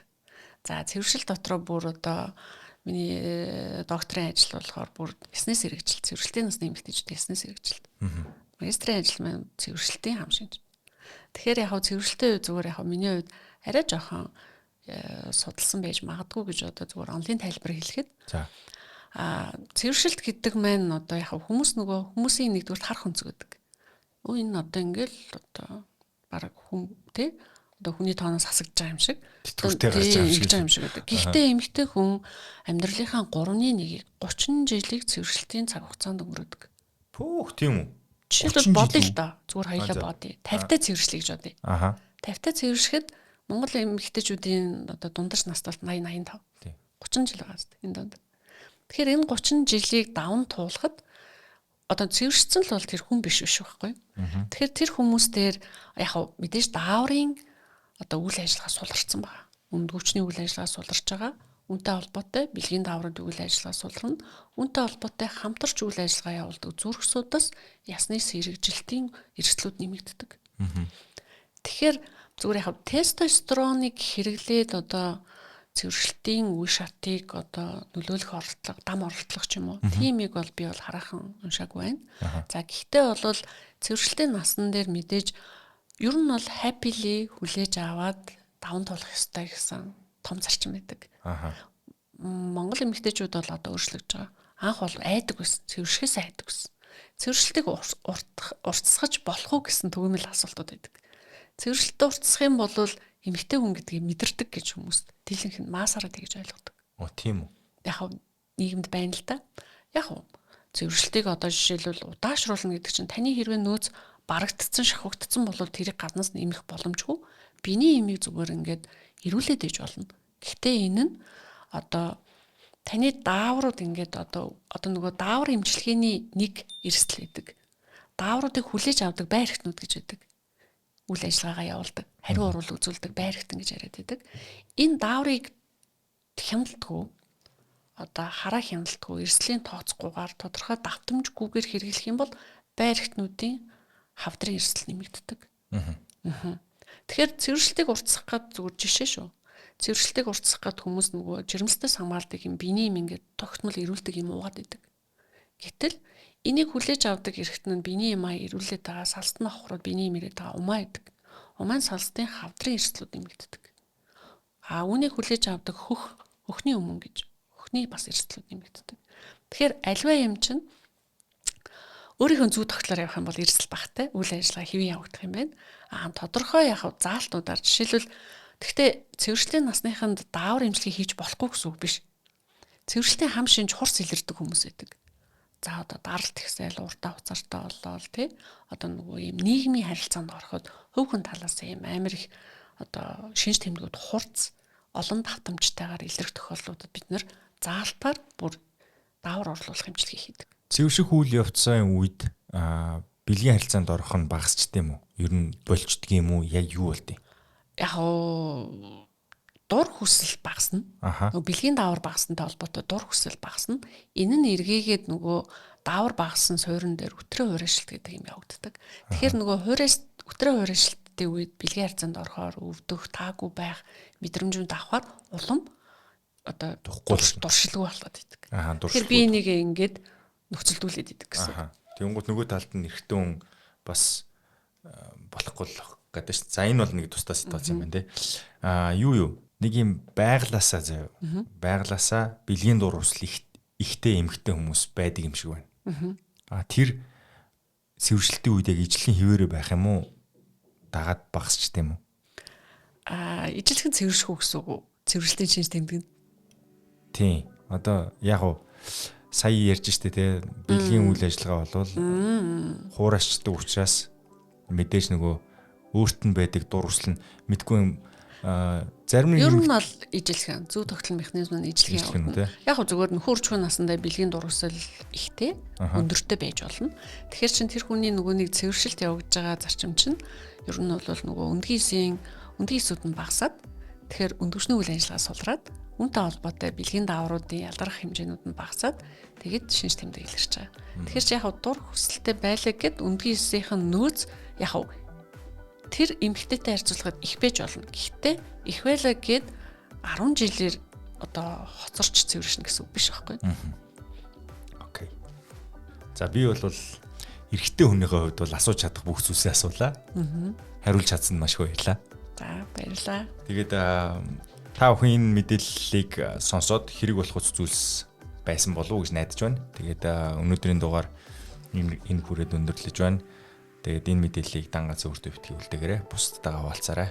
Танд жаргалыг хүсье. Дараагийн дугаар хүртэл баяр та.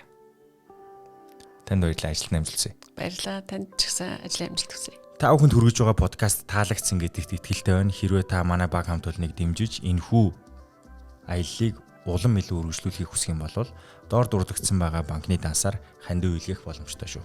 Танд баярлалаа.